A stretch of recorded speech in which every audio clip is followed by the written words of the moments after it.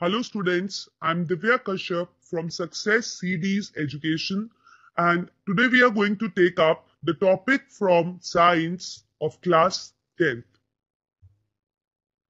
Our topic is chapter 5, that is periodic classification of elements.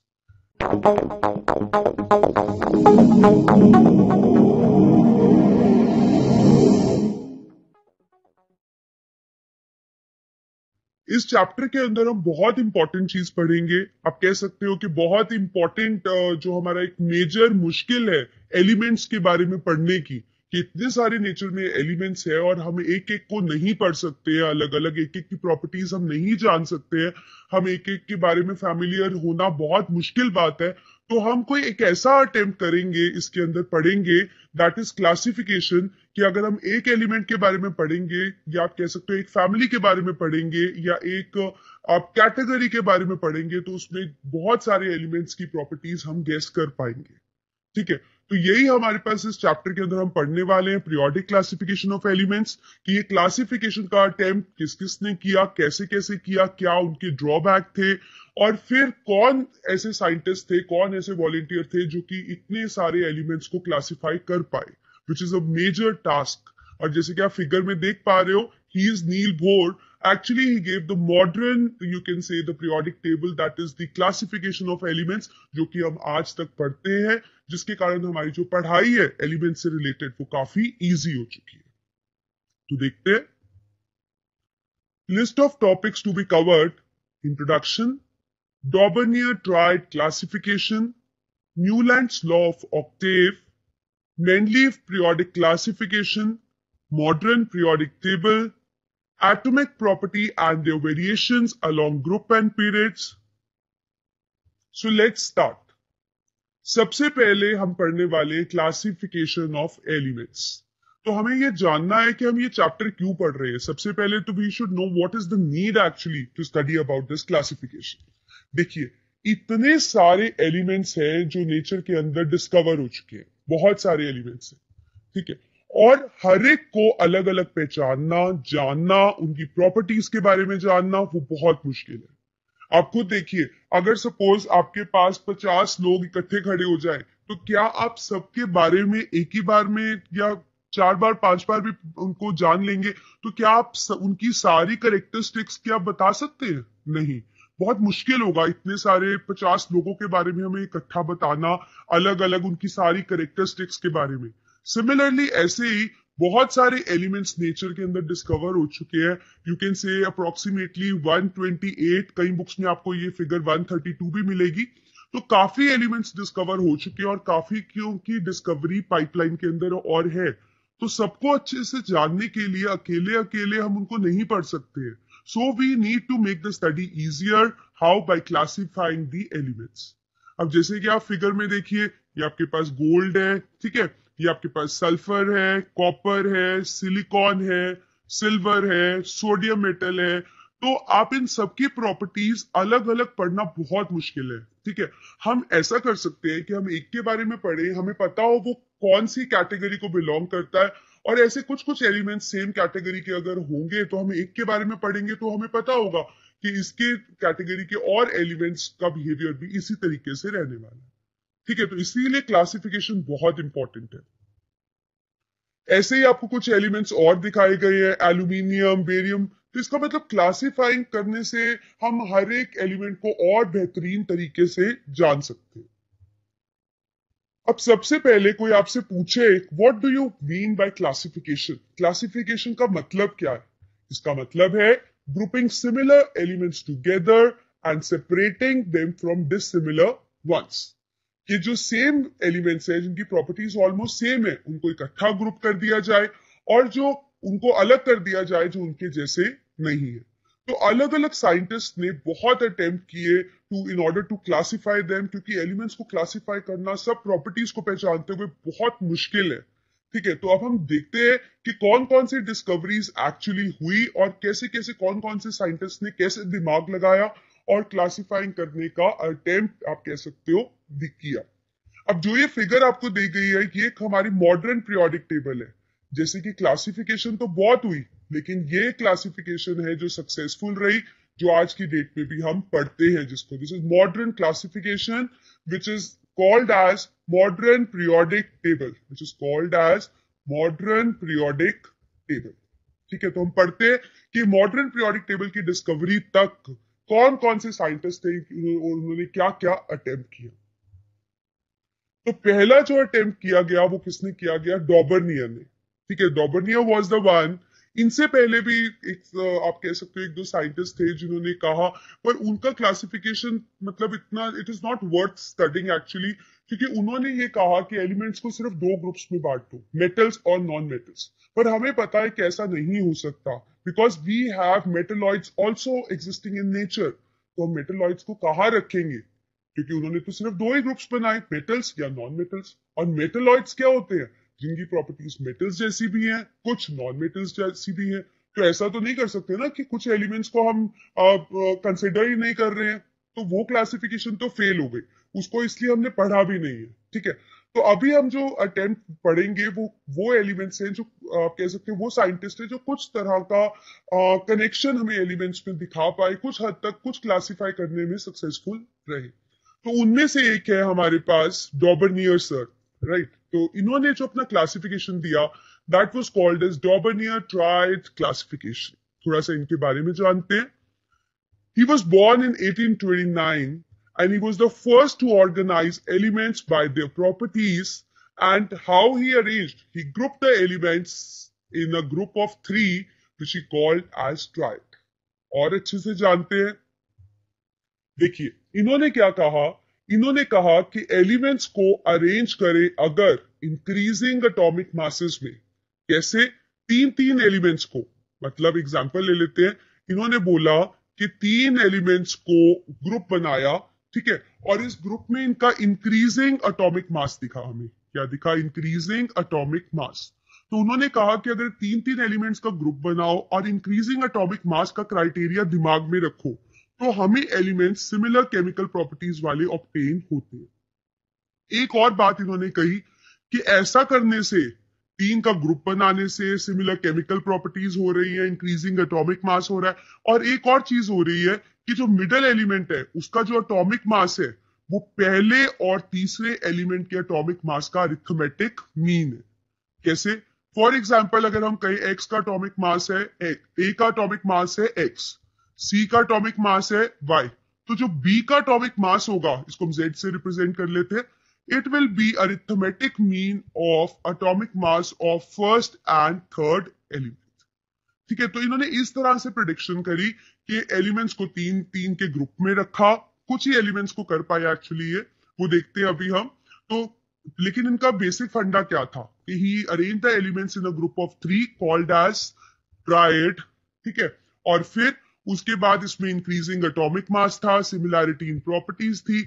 जो middle element था उसका atomic mass पहले और तीसरे एलिमेंट के एटॉमिक मास का अरिथमेटिक मीन था। देखते हैं कुछ ट्राइड। एक आपके पास ट्राइड है लिथियम सोडियम पोटेशियम, ये डॉबर्नियर सर ने दिया। देखिए इसके अंदर इंक्रीजिंग एटॉमिक मास आपको दिख रहा है, ठीक है, सिमिलैरिटीज है, तीनों ही मेटल्स है, आपको पता है प्रॉपर्टीज इनकी ऑलमोस्ट सेम है, रिएक्टिविटी सेम है ना, और भी काफी प्रॉपर्टीज है जो इनकी सिमिलर है। और जो मिडल वाले का एटॉमिक मास है वो पहले और तीसरे के एटॉमिक मास का अरिथमेटिक मीन है। देखिए अरिथमेटिक मीन भी 23 आया और सोडियम का मास भी 23। सिमिलरली ये जो ट्राइड दिया गया क्लोरीन ब्रोमीन और आयोडीन का, सिमिलर चीजें हमें इसके अंदर भी दिखी, सेम प्रॉपर्टीज, इंक्रीजिंग एटॉमिक मास, मिडल वाले का एटॉमिक मास पहले और तीसरे के एटॉमिक मास का अरिथमेटिक मीन, ये सब हमें सिमिलर चीजें मतलब इसमें भी दिखी। अब देखते हैं एक ट्राइड को डिटेल में पढ़ते हैं। तो लिथियम सोडियम पोटेशियम को इन्होंने एक ट्राइड बनाया, क्योंकि ये सब आप कह सकते हो इन सब की ऑक्साइड्स को जब हम पानी में डालते हैं तो वो हाइड्रोक्साइड्स बनाते हैं, अल्कली बनाते हैं, इसलिए इस ट्राइड को उन्होंने नाम दिया अल्कली ग्रुप। अब उसने ये भी कहा कि इनकी सेम केमिकल प्रॉपर्टीज है ना, तो वो केमिकल प्रॉपर्टीज सेम क्या है, ये सब मेटल्स है, ये पानी के साथ रिएक्ट करके अल्कलीज बनाते हैं, इन सब की वैलेंसी +1 है, इन सब की वैलेंसी क्या है, +1। और जो एटॉमिक मास है ऑफ सोडियम मिडल एलिमेंट वो भी it is equal to arithmetic mean of atomic mass of lithium and potassium, that is 7 + 39 by 2, which comes out to be 23, which is actually the atomic mass of this thing, the sodium. ऐसे ही एक और tried बनाया गया, calcium, strontium, barium. ठीक है, इनको नाम दिया गया अल्कलाइन ग्रुप, या आप कह सकते हैं अल्कलाइन ट्राइड। इनकी क्या सिमिलैरिटीज थी? इन सब की ऑक्साइड्स अल्कलाइन थी, इन सब की वैलेंसी +2 थी, और स्ट्रोंशियम का एटॉमिक मास कैल्शियम और बेरियम के एटॉमिक मास का अरिथमेटिक मीन था। सिमिलरली एक और अटेम्प्ट ट्राइड बनाने का, क्लोरीन, ब्रोमीन और आयोडीन, ये सब नॉन मेटल्स थे, पानी के साथ रिएक्ट करके ये एसिड्स बनाते थे, और तीनों की वैलेंसी क्या थी? -1। और जो ब्रोमीन का एटॉमिक मास था वो 35.5 + 127/2 = 80, मतलब क्लोरीन और आयोडीन के एटॉमिक मास का अरिथमेटिक मीन था।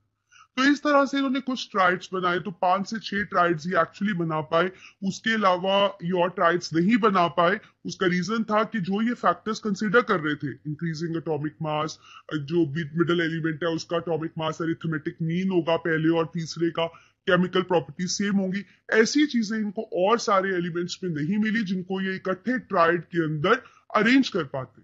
सो he actually fail to arrange all these known elements in the form of triad. उसके बाद जो अटेम्प्ट आया वो न्यूलैंड का आया। ये अटेम्प्ट किसका था? Newlands, as Newlands law of octave. इन्होंने बहुत इंटरेस्टिंग सा क्लासिफिकेशन किया। इन्होंने एक म्यूजिकल नोट को ध्यान में रखते हुए क्लासिफाई किया। म्यूजिकल नोट आप समझते हैं ना, जैसे हमारे पास सुर होते हैं, सारे गा मा पा धा नी सा, उस तरीके को देखते हुए, उन 8 सुर को यूज करते हुए इन्होंने ये अपना लॉ दिया। इन्होंने क्या किया? इन्होंने एलिमेंट्स को इंक्रीजिंग एटॉमिक मास में ही अरेंज किया। ठीक है, लेकिन अरेंज करने का तरीका क्या था? 7 एलिमेंट्स एक रो में थे और फिर 7 एलिमेंट्स ऐसे नीचे थे, इस तरह से। तो इसमें खास बात क्या थी? प्रॉपर्टीज का कोऑर्डिनेशन कैसे दिखाया इन्होंने? इन्होंने बोला जैसे सुरों के अंदर सा रे गा मा पा धा नी 7 सुर हो गए, 8वां फिर सा होता है, वैसे ही जैसे 8वां सुर पहले सुर से सेम है, सा है दोनों, वैसे ही जो 8वां एलिमेंट है उसकी जो प्रॉपर्टीज है वो पहले एलिमेंट को रिजेंबल करेगी। जैसे अगर मैं आपसे कहूं, मैं देखना चाहती हूँ कि एल्यूमिनियम की प्रॉपर्टीज किससे रिजेंबल करेगी, तो एल्यूमिनियम को मैं 8th एलिमेंट मान लूंगी और इसका जो फर्स्ट एलिमेंट होगा ये उसके सिमिलर होगा। जैसे कि 8वां है तो ये 7th, 6th, 5th, 4th, 3rd, 2nd और 1। इसका मतलब इसका जो फर्स्ट एलिमेंट है वो बोरॉन है, तो उसकी प्रॉपर्टीज बोरॉन से रिजेंबल करेंगी। तो जिसकी भी प्रॉपर्टीज जाननी है उसको 8th मेंबर मान लो और उसका जो फर्स्ट मेंबर होगा उसके साथ उसकी प्रॉपर्टीज सिमिलर होगी। तो इस तरह से न्यूलैंड ने, आप कह सकते हो, एलिमेंट्स को अरेंज किया। तो इनका जो क्लासिफिकेशन का टेबल था वो ऐसा था कुछ, ठीक है, जिसके अंदर मैंने आपको बताई दिया है जोन सा एलिमेंट आपको देखना है उसको 8th मानो, उसका जो फर्स्ट एलिमेंट होगा, जैसे मैग्नीशियम का फर्स्ट एलिमेंट है बेरिलियम, तो मैग्नीशियम की प्रॉपर्टीज बेरिलियम से सेम हो।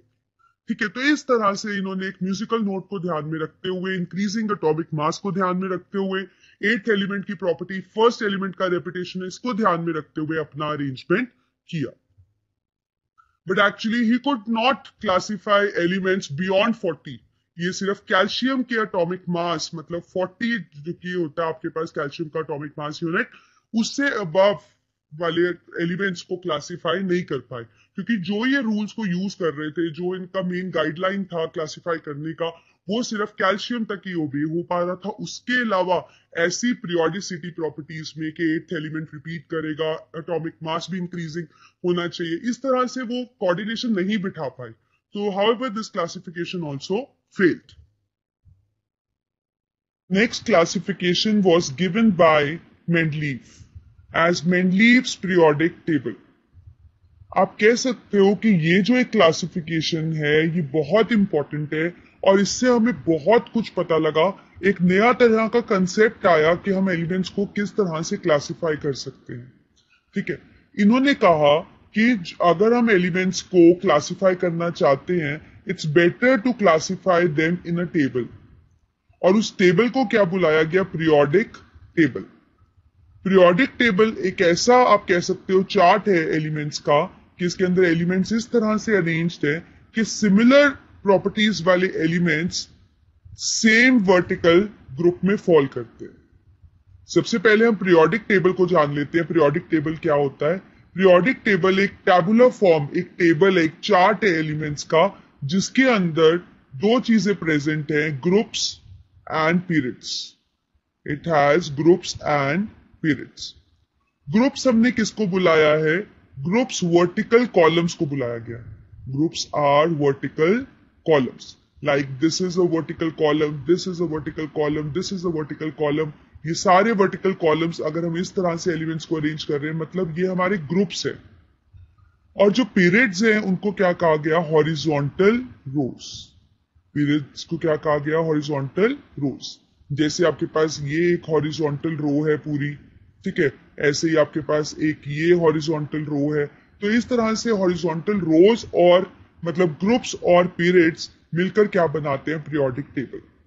तो पीरियोडिक टेबल एक तरह का चार्ट ऑफ एलिमेंट्स है, जिसके अंदर एलिमेंट्स को अरेंज किया गया है इस तरह से कि सिमिलर प्रॉपर्टीज वाले जो एलिमेंट्स है, they fall in the same group, they fall in the same group.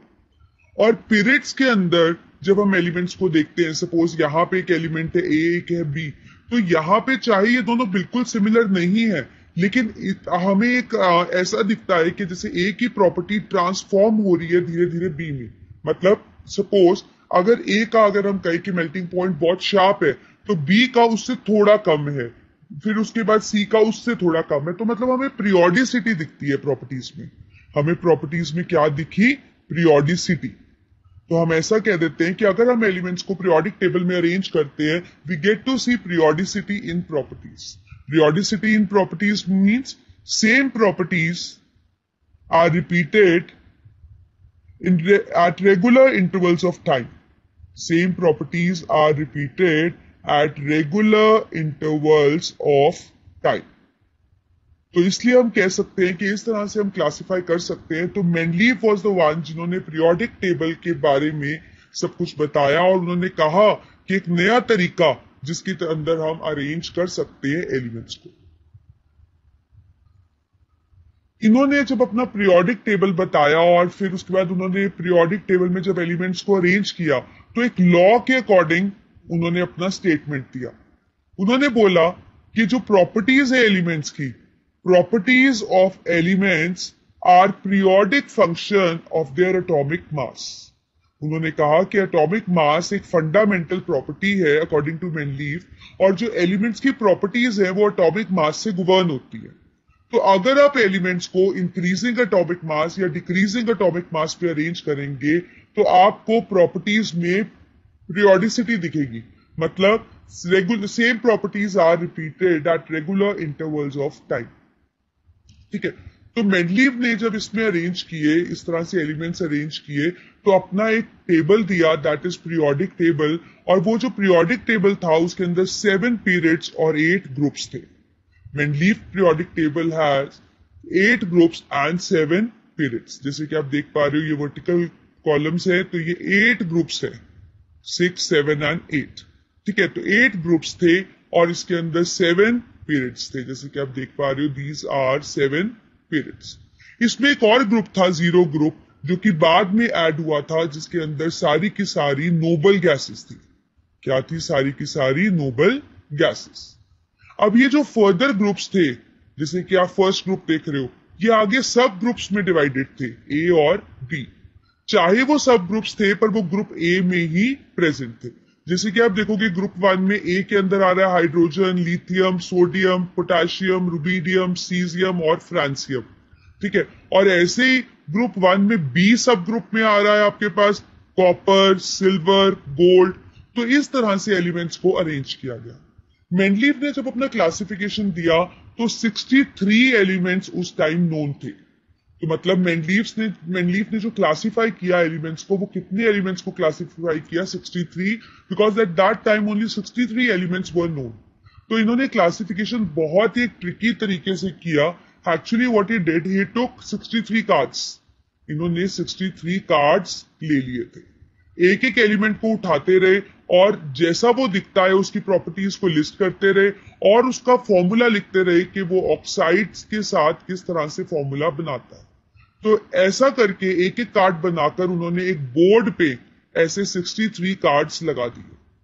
ठीक है, मतलब उन कार्ड्स में लिखा हुआ था कि एलिमेंट का अपीयरेंस, जो भी कुछ एक प्रॉपर्टी देखते ही पता लग रही थी वो, और उसका फॉर्मूला उसकी ऑक्साइड के साथ। इस तरह से 63 कार्ड्स अरेंज कर दिए। उसके बाद उन्होंने क्या किया, एक एक कार्ड पिक करते रहे और देखते रहे कि उसकी प्रॉपर्टीज और किस से उन 62 में से रिजेंबल कर रही है। लेट्स से अगर इसकी प्रॉपर्टी इसके साथ रिजेंबल कर रही है तो इन्होंने इस कार्ड को इसके ऊपर पिन कर दिया। तो इस तरह से वो पिन करते रहे सिमिलर कार्ड्स को एक दूसरे के ऊपर, और जब उन्होंने देखा, मतलब लास्ट में उन्होंने देखा कि एलिमेंट्स अपने आप सेम केमिकल प्रॉपर्टीज वाले एलिमेंट्स, सेम फिजिकल प्रॉपर्टीज वाले एलिमेंट्स जिनके अंदर पीरियोडिसिटी दिख रही थी, वो एलिमेंट्स एक रेगुलर पैटर्न में अरेंज होते चले गए। ठीक है, फिर उन्होंने एक टेबल, जो हमने अभी बात करी, पीरियोडिक टेबल बनाया जिसके अंदर 7 पीरियड्स और 8 ग्रुप्स प्रेजेंट थे। एक बहुत ही इंपॉर्टेंट अचीवमेंट है उनकी, इस पीरियोडिक टेबल में उन्होंने कहीं कहीं पे गैप्स छोड़े थे, क्योंकि ही वाज सो कॉन्फिडेंट, क्योंकि जब उन्होंने ये टेबल के अंदर सारा अरेंजमेंट किया था, ये सारा का सारा अरेंजमेंट इंक्रीजिंग एटॉमिक मास की तरह था। किस ऑर्डर में था? इंक्रीजिंग एटॉमिक मासेस के अकॉर्डिंग था।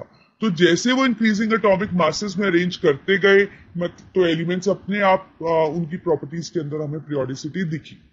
तो वो इतने कॉन्फिडेंट थे अपनी अचीवमेंट को लेकर, जैसे 63 कार्ड्स को पिन किया, देखा कि मतलब मैच करते रहे और एकदम से वो रैंडमली अरेंज ही हो गए खुद। तो वो बहुत ही ज्यादा कॉन्फिडेंट थे कि उन्होंने कहीं ऐसी जगह पे पीरियोडिक टेबल में गैप्स भी छोड़ दिए। जैसे फॉर एग्जाम्पल उन्होंने कहा कि ये ए एलिमेंट है और इसके बाद एक सी एलिमेंट है, लेट्स से इसकी कुछ प्रॉपर्टीज है, सी की कुछ प्रॉपर्टीज है, तो उन्होंने कहा कि इसके बीच का एलिमेंट भी डिस्कवर होगा, चाहे अभी नहीं लेटर हो, लेकिन पक्का होगा, जिसकी प्रॉपर्टीज इन दोनों का इंटरमीडिएट होगी। तो इस तरह से उन्होंने पीरियोडिक टेबल में कई कई जगह गैप्स भी फिल कर दिए। See he was so confident, so he thought that when these elements would be discovered later, so they can be placed easily into the table without disturbing the other elements. मतलब he was so confident कि उन्होंने सोचा कि उनका ही table है जो हमेशा पढ़े जाना है वाला है, तो ऐसा ना हो कि भी जब एलिमेंट डिस्कवर हो तो उसकी जगह ना हो, वो अरेंज ना हो पाए, तो उन्होंने खुद ही कुछ खाली स्पेसेस छोड़ दी थी उन एलिमेंट्स के लिए। मेंडलीव की जो क्लासिफिकेशन थी, इसके काफी मेरिट्स थे। पहला, he grouped the elements, or you can say he classified the elements on the basis of atomic mass. किस तरह से एलिमेंट्स को अरेंज किया गया? इंक्रीजिंग एटॉमिक मास के बाद। बहुत ही major achievement that he left gaps for undiscovered elements, और लेटर ऑन वो सच में एलिमेंट्स डिस्कवर हुए और उन्होंने वो गैप्स फिल किए। जैसे पहले उन्होंने उसको क्या बोला, एका बोरॉन, एका एल्यूमिनियम, मतलब जो जहां उन्होंने गैप छोड़ा उससे जो एलिमेंट नेक्स्ट, जैसे सपोज ये पहले वाला एलिमेंट और यहाँ गैप छोड़ दिया, तो उन्होंने उसका नाम एका वर्ड करके एलिमेंट का नाम दे दिया। एका का मतलब है नेक्स्ट टू इट, एका का नाम क्या है? Next to it. तो उन्होंने गैप्स को भी नाम दिया, जो कि सच में वो गैप्स फिल किए बाद में एलिमेंट्स गैलियम ने, स्कैंडियम ने और जर्मेनियम ने। तो इसका मतलब उन्होंने पहले ही इन अनडिस्कवर्ड एलिमेंट्स की प्रॉपर्टीज को प्रिडिक्ट कर लिया था। उन्होंने पूरा का पूरा एक ग्रुप खाली छोड़ा था जिसको जीरो ग्रुप बोला गया, और बाद में जैसे कि अभी हमने डिस्कस किया, इनर्ट गैसेस ने उन सब में अपनी जगह बनाई। He could predict the properties of several elements on the basis of their position in the periodic table. उन्होंने काफी एलिमेंट्स की पोजीशन के अकॉर्डिंग काफी प्रॉपर्टीज का प्रिडिक्शन भी एक्सप्लेन किया। He could predict the errors in the atomic weight of the elements. जब वो अरेंज कर रहे थे तो कईयों की प्रॉपर्टीज इस तरीके से आई कि उनको ये लगा कि नहीं, इसका एटॉमिक मास ही गलत है। मतलब सपोज अगर किसी की प्रॉपर्टी इस प्लेस पे मैच कर रही है और एटॉमिक मास के अकॉर्डिंग वो इस प्लेस पे मैच कर रहा है, तो उन्होंने इतना कॉन्फिडेंट होकर कहा कि एटॉमिक मास में ही गड़बड़ हो सकती है, प्रॉपर्टी का कंसेप्ट बिल्कुल सही लेकर चल रही है वो। और सच में ऐसे कुछ एलिमेंट्स का एटॉमिक मास उन्होंने सच में प्रिडिक्ट किया और देखा कि वो बिल्कुल सही थे। एटॉमिक वेट्स उन एलिमेंट्स के गलत लिए जा रहे थे। ऐसे ही कुछ डीमेरिट्स भी रहे, कुछ एनोमलीज भी रही जो देखी गई। पहला, आइसोटोप्स की पोजीशन के बारे में कुछ भी नहीं बताया गया। जैसे कि आपको पता, आइसोटोप्स वो होते हैं जिनका एटॉमिक नंबर सेम होता है लेकिन एटॉमिक मास डिफरेंट होता है। अब क्योंकि ये पीरियोडिक टेबल एटॉमिक मास के बेसिस पे है तो ऑब्वियसली आइसोटोप की पोजीशन अलग होगी, सेम ही जगह पे होगी, या क्या रीजन है उसके बारे में कुछ एक्सप्लेनेशन नहीं दिया गया। कई जगह पे मेंडलीफ लगे कि वो इतने ज्यादा कॉन्फिडेंट थे प्रॉपर्टीज को लेके कि उन्होंने इंक्रीजिंग एटॉमिक मास वाला रूल भी वॉयलेट कर दिया। फॉर एग्जाम्पल आर्गन, आर्गन का एटॉमिक मास है 40 और पोटेशियम का एटॉमिक मास है 30, ठीक है। तो he should place this thing argon, जैसे इंक्रीजिंग एटॉमिक मास था तो पहले पोटेशियम आना चाहिए था और बाद में आर्गन आना चाहिए था, पर ऐसा नहीं था। तो उन्होंने देखा कि आर्गन को पहले प्लेस कर दिया और के को बाद में प्लेस कर दिया। तो ऐसी कुछ अनॉमलीज हमें दिखी कि मतलब जो अरेंजमेंट था वो इंक्रीजिंग एटॉमिक मास के रूल को वॉयलेट कर रहा था। सिमिलरली फॉर कोबाल्ट निकल, वहां पे भी हमें ऐसे देखा गया कि जो इंक्रीजिंग एटॉमिक मास वाला था, जिसका एटॉमिक मास ज्यादा था वो पहले था और कम वाला बाद में फॉल था। अब क्योंकि कुछ मेंडलीफ की कुछ ऐसी प्रॉपर्टीज थी जो आप कह सकते हो कुछ एनॉमलीज थी जिसको मेंडलीफ अच्छे से नहीं एक्सप्लेन कर पाए, तो हमारे पास एक कंसेप्ट आया उसके बाद मॉडर्न पीरियोडिक टेबल। पर काफी हद तक जो क्लासिफिकेशन मेंडलीफ ने किया, पीरियोडिक टेबल का कंसेप्ट जो लाया वो एक मेजर अचीवमेंट है, ठीक है। फिर हमारे पास मॉडर्न पीरियोडिक टेबल आया। मॉडर्न पीरियोडिक टेबल जब हमारे पास इन्वेंट हुआ तो आप कह सकते हो उससे पहले एक हमारे पास अचीवमेंट हो चुकी थी कि एक साइंटिस्ट थे हेनरी जी जे मोजली, हेनरी जी जे मोजली। उन्होंने ये अपनी एक्सरे स्पेक्ट्रा स्टडी से कुछ एक्सपेरिमेंट से, जो कि आप हायर क्लास में पढ़ोगे, प्रूव कर दिया था कि जो एटॉमिक नंबर्स है वो एक फंडामेंटल प्रॉपर्टी है, या आप कह सकते हो एक मोर रिलायबल फंडामेंटल प्रॉपर्टी है। It is more reliable fundamental property. तो मतलब एटॉमिक मास को ना देखते हुए अगर हम एटॉमिक नंबर से अरेंज करें एलिमेंट्स को, इंक्रीजिंग एटॉमिक नंबर से, तो एक अच्छा तरह का क्लासिफिकेशन हो सकता है। So he was the one who actually you can say made a prediction or through his experiment proved that atomic number is more fundamental property as compared to atomic mass. अब जब ये पता लग चुका था कि एटॉमिक नंबर एक ज्यादा अच्छी फंडामेंटल प्रॉपर्टी है, तो जो नील बोर थे उन्होंने इसी बात को यूज करके एक मॉडर्न पीरियोडिक टेबल बनाया जिसमें कोशिश की गई कि एलिमेंट्स को एक अच्छे तरीके से और अरेंज कर पाए। और यहां पे भी हमारे पास मॉडर्न पीरियोडिक लॉ दिया गया जिसके अंदर कहा गया कि properties of elements are periodic function of their atomic numbers. जैसे मेंडलीफ ने बोला था कि properties of elements are periodic function of their atomic masses, ऐसे ही मॉडर्न पीरियोडिक टेबल किस बेसिस पे था, that properties of elements are periodic function of their atomic numbers. मतलब अगर हम एलिमेंट्स को अरेंज करें in order of increasing atomic numbers तो हमें एलिमेंट्स की प्रॉपर्टीज में पीरियोडिसिटी दिखेगी, उनकी जो प्रॉपर्टीज हैं वो काफी सिमिलर होंगी। तो ये भी क्लासिफिकेशन जो किया गया वो पीरियोडिक टेबल में ही किया गया जिसके अंदर पीरियड्स और ग्रुप्स थे, जैसे कि मेंडलीफ ने बनाया था। सेम पीरियड्स क्या थे, हॉरिजॉन्टल रोज, जैसे कि ये वाली रो हो गई आपके पास, दीज आर ऑल पीरियड्स। और जो वर्टिकल कॉलम्स थे इस तरह से, ये हमारे पास क्या थे, ग्रुप्स, दीज वर ग्रुप्स। तो इस पूरे पीरियड के अंदर अगर हम देखें, इस पूरे पीरियोडिक टेबल के अंदर अगर हम देखें तो हमारे पास 18 ग्रुप्स थे। टोटल हमारे पास कितने ग्रुप्स थे, 18। 1 2 आप देख पा रहे हो, 3 4 5 6 7 8 9 10 11 12 13 14 15 16 17 और 18। तो 18 ग्रुप्स ये मॉडर्न पीरियोडिक टेबल के अंदर है। और अगर इसमें हम पीरियड्स देखें तो पीरियड सेम है जैसे कि मेंडलीफ में थे। We have got 7 periods in it, तो इसमें 7 ही पीरियड्स। क्लियर है। अब इसके अंदर जो आप कह सकते हो पीरियोडिक टेबल का बेस था वो क्या था, atomic number. Atomic number suppose अगर किसी का 7 है तो उसकी इलेक्ट्रॉनिक कॉन्फ़िगरेशन है 25। तो इसका मतलब जो जिनका भी वैलेंस इलेक्ट्रॉन सेम था वो सब एक ही ग्रुप के अंदर थे।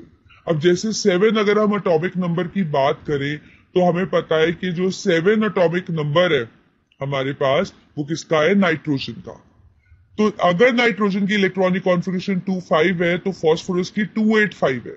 मतलब सो ऑन, इस सेम ग्रुप के एलिमेंट्स के same number of valence electrons. तो आपको याद रखना है कि जो एलिमेंट्स का सेम वैलेंस इलेक्ट्रॉन था वो सब सेम ग्रुप के अंदर प्रेजेंट था। तो मतलब सेम ग्रुप के मेंबर्स का सेम वैलेंस इलेक्ट्रॉन्स थे। ठीक है, अब फर्स्ट पीरियड अगर हम देखें तो फर्स्ट पीरियड में हमारे पास दो एलिमेंट्स है, हाइड्रोजन और हीलियम। सेकेंड पीरियड के अंदर 8 एलिमेंट्स थे, lithium, beryllium, boron, carbon, nitrogen, oxygen, fluorine और नियॉन।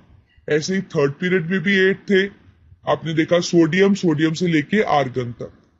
जो फोर्थ पीरियड था उसमें हमारे पास 18 एलिमेंट्स थे। कितने एलिमेंट्स थे? 18। ऐसे ही फिफ्थ में भी 18, सिक्स्थ में 32 और जो सेवेंथ पीरियड था वो इनकम्प्लीट पीरियड था और उसके अंदर एलिमेंट्स थे लेकिन उसमें कुछ एक्स्ट्रा स्पेसेस भी थे। ठीक है, तो ये इस तरह से हमारे एलिमेंट्स अरेंज थे। अब जो पहला और दूसरा ग्रुप था वो ग्रुप किसका था? मेटल्स का। It was formed of metals. और जो ये हमारा 13 से लेके 18 ग्रुप था ये सारे थे हमारे पास नॉन मेटल्स, जिसमें 18 ग्रुप हमारा नोबल गैस आ गया। और थर्ड से लेके 12 तक ये सारे के सारे क्या थे? मेटलॉइड्स। They are metalloids. तो आप कह सकते हो कि मेटलॉइड्स क्या कर रहे थे? स्लोली मेटल की प्रॉपर्टीज को नॉन मेटल में चेंज कर रहे थे। मतलब मेटल से नॉन मेटल में जो स्विच हो रहे थे, जिनकी प्रॉपर्टीज दोनों से रिजेंबल कर रही थी, उनको हम क्या बुलाते हैं? मेटलॉइड्स। मेटलॉइड्स को हम ट्रांजिशन एलिमेंट्स की तरह भी बुलाते हैं। Metalloids are also called as transition elements. और ये जो नीचे रखे गए हैं एलिमेंट्स, इनको अकोमोडेट नहीं किया गया था इसके बीच पे, मेन बॉडी के बीच पे, और इनको हम क्या बुलाते हैं? Inner transition elements. Inner transition elements. देखिए कौन से पीरियड के अंदर है? ये 57 to 71 ये जो स्पेस है ये पूरी फर्स्ट पीरियड की है, लैंथेनाइट्स की है, इनर ट्रांजिशन एलिमेंट्स की पहली सीरीज की है, जिसपे हम लैंथेनम से ल्यूटिटियम तक बात कर रहे हैं, 57 to 71। और ऐसे ही उसके नीचे 89 to 103 एक्टिनियम से लेके लोरेंसियम तक, ये जो हमारे पास ये जो है it belongs to 7th period. तो इन सब का एक स्पेस यहां था, लेकिन मेन बॉडी का आप कह सकते हो एक परफेक्ट शेप था, वो खराब ना हो जाए, तो इसलिए इनको नीचे रखा गया, इनको मेन बॉडी में इंक्लूड नहीं किया गया। Now number of valence electron in atom of elements, number of valence electron in atom of elements decides that which elements will be first in the period and which will be last. अब suppose अगर किसी का valence electron है 2 1, ठीक है, किसी का valence electron है 2 2, तो ऑब्वियसली पीरियड के अंदर जब आप मूव करते हो तो नंबर ऑफ शेल सेम रहते हैं। पीरियड के अंदर नंबर ऑफ शेल क्या रहते हैं? सेम। ठीक है, और जो वैलेंस इलेक्ट्रॉन है वो एक एक से इंक्रीज होता रहता है। और जब हम ग्रुप में मूव करते हैं तो शेल सेम नहीं रहते, लेकिन number of valence electron same रहते हैं। फॉर एग्जाम्पल आपके पास है लिथियम, सोडियम, पोटेशियम, रुबिडियम, इन सबके वैलेंस इलेक्ट्रॉन कितना है? 1। लेकिन जब आप ऐसे मूव करोगे, अगर आप इस तरीके से मूव कर रहे हो पीरियड के अंदर, तो इन सबके नंबर ऑफ शेल सेम है। देखिए sodium is 281, magnesium is 282, similarly aluminium is 283, 284, 285, 286, 287 and 288। तो सबके 3 ही शेल्स है। तो आप कह सकते हो पीरियड के अंदर नंबर ऑफ शेल सेम रहते हैं और ग्रुप के अंदर number of valence electron same रहते हैं। ग्रुप 1 और ग्रुप 2 ग्रुप को, और 13 से लेकर 17 ग्रुप, ये दोनों, और 13 से लेकर 17 ग्रुप को, इनको हम बुलाते हैं नॉर्मल एलिमेंट्स, या कह सकते हैं रिप्रेजेंटेटिव एलिमेंट्स। ग्रुप 3 से लेकर 12 तक ये सारे हमारे पास कौन से? ट्रांजिशन एलिमेंट्स, जिनके अंदर मेटलॉइड्स है। 57 to 71 सारे के सारे lanthanides, inner transition elements. 89 to 103 actinides, again inner transition elements. Left hand side में हमारे पास मेटल्स हो गए, मिड में हमारे पास ट्रांजिशन हो गए, right hand side non metals, और नीचे हमारे पास इनर ट्रांजिशन। अब इनको लर्न करने का तरीका भी बहुत अच्छा है। जैसे कि अगर आपने फर्स्ट ग्रुप को लर्न करना है तो उसके लिए हमने एक सॉन्ग्स आप कह सकते हो, एक म्यूजिकल नोट में कोशिश की है कि आप लर्न कर पाओ। तो फर्स्ट ग्रुप को आप कैसे लर्न कर सकते हो? फर्स्ट ग्रुप को लर्न करने के लिए आप इनको इस तरीके से याद रख सकते हो, lithium, sodium, potassium, rubidium, caesium, francium. मेरे पास कोई म्यूजिकल नोट इसके लिए नहीं है, बट डेफिनेटली सेकेंड ग्रुप के लिए है। सेकेंड ग्रुप को आप ऐसे कर सकते हो, बेटा मांगे कार स्कूटर बाप रोए। इस तरह से आप लर्न कर सकते हो, ठीक है। ऐसे ही 13 ग्रुप को आप लर्न कर सकते हो, बोरॉन, एल्यूमिनियम, गैलियम, इंडियम और थेलियम को। बैंगन, आलू, गाजर इन थैला, बैंगन, आलू, गाजर इन थैला। So you can learn this group like this. ऐसे ही 14 ग्रुप का आप कर सकते हो, कार्बन, सिलिकॉन, जर्मेनियम, टिन और लेड का। कॉलेज से गेड़ी सम प्रॉब्लम, ठीक है। ऐसे ही 15 ग्रुप जो है आपके पास, इसको आप लर्न कर सकते हो, नाना पाटेकर असरानी सब बेकार, नाना पाटेकर असरानी सब बेकार, राइट। 16 ग्रुप का बहुत मजेदार एक म्यूजिकल नोट है लर्न करने के लिए, जो आप सब करते हो, oxygen, sulphur, selenium, tellurium and polonium, उस से टेपो, उससे टेपो, and then fluorine, chlorine, bromine, iodine and astatine. तो इस तरह से आप अपने भी म्यूजिकल नोट्स कुछ बना सकते हो, कुछ ऐसा रिदमिक सा कुछ बना सकते हो जिससे आप इसको रिकॉल कर सको। पर आपको पीरियोडिक टेबल लर्न तो पक्का से पक्का करना है, ये बहुत इंपॉर्टेंट है। एक और चीज, आप किसी भी एलिमेंट की पोजीशन किस तरह से प्रिडिक्ट करोगे। सपोज मैंने आपको एक एलिमेंट दे दिया जिसका एटॉमिक नंबर है 11 और मैंने आपसे बोला कि इसकी पोजीशन प्रिडिक्ट करो, तो आप क्या करोगे, आप इसकी इलेक्ट्रॉनिक कॉन्फ़िगरेशन लिखोगे। अब आप देखोगे इसके अंदर 3 शेल्स हैं, तो आप बोलोगे कि it is a member of third period. अब क्योंकि इसके जो ग्रुप है, आप कह सकते हो बताने के लिए इसकी वैलेंस इलेक्ट्रॉन देखेंगे, तो इसका वैलेंस इलेक्ट्रॉन 1 है, तो इसलिए ग्रुप 1 से बिलोंग करता है। तो अगर किसी का वैलेंस इलेक्ट्रॉन 1 हो, 2 हो, तो वो ग्रुप 1 और ग्रुप 2 का मेंबर होता है। लेकिन अगर किसी का वैलेंस इलेक्ट्रॉन 3, 4, 5, 6, 7 या 8 हो, तो आप इसमें 10 प्लस करके बताते हो कि कौन से ग्रुप का मेंबर है। फॉर एग्जाम्पल, अगर मैंने आपसे बोला कि मेरे पास एक एलिमेंट है, उसका एटॉमिक नंबर है 14, आप मुझे उसकी पोजीशन प्रिडिक्ट करके बताओ, तो आप कॉन्फ़िगरेशन लिखना। अब देखोगे 3 शेल्स हैं, तो मतलब इसका पीरियड है थर्ड पीरियड। अब इसके 4 वैलेंस इलेक्ट्रॉन है, 4 वाले को आप कैसे करते हो, 10 प्लस करते हो। तो 10 प्लस करके अगर हम देखें तो it is a member of 14 group. तो हम देखते हैं थर्ड पीरियड और 14 ग्रुप, ये आपके पास थर्ड पीरियड आ गया और 14 group, so it is silicon. तो इस तरह से आप पोजीशन भी एलिमेंट्स की उनके एटॉमिक नंबर्स को देखते हुए प्रिडिक्ट कर सकते हो। ये जो पीरियोडिक टेबल है, इसके अंदर जो हाइड्रोजन एलिमेंट है उसको टॉप पे रखा गया है फर्स्ट ग्रुप के अंदर। पर ये ऐसा नहीं है कि हाइड्रोजन की प्रॉपर्टीज इसके ग्रुप मेट से रिजेंबल करती है। ये इसलिए रखा है क्योंकि ये पीरियोडिक टेबल इलेक्ट्रॉनिक कॉन्फ़िगरेशन के बेस पे है, मतलब एक ग्रुप के मेंबर सबका वैलेंस इलेक्ट्रॉन क्या है, सेम। तो अब क्योंकि हाइड्रोजन का भी वैलेंस इलेक्ट्रॉन 1 है, जो कि अल्कली मेटल्स को रिजेंबल करता है, इसलिए इसका एक आप कह सकते हो नॉर्मलस पोजीशन है कि उसको ग्रुप 1 के साथ प्लेस किया गया। अब ऐसे ही ग्रुप 1 का है जो उनके वैलेंस इलेक्ट्रॉन है 1, ग्रुप 2 के वैलेंस इलेक्ट्रॉन है 2, 13 के 3, 14 के 4, 15 के 5, वैलेंस इलेक्ट्रॉन ग्रुप 16 के 6, 17 के 7 और 18 का है 8।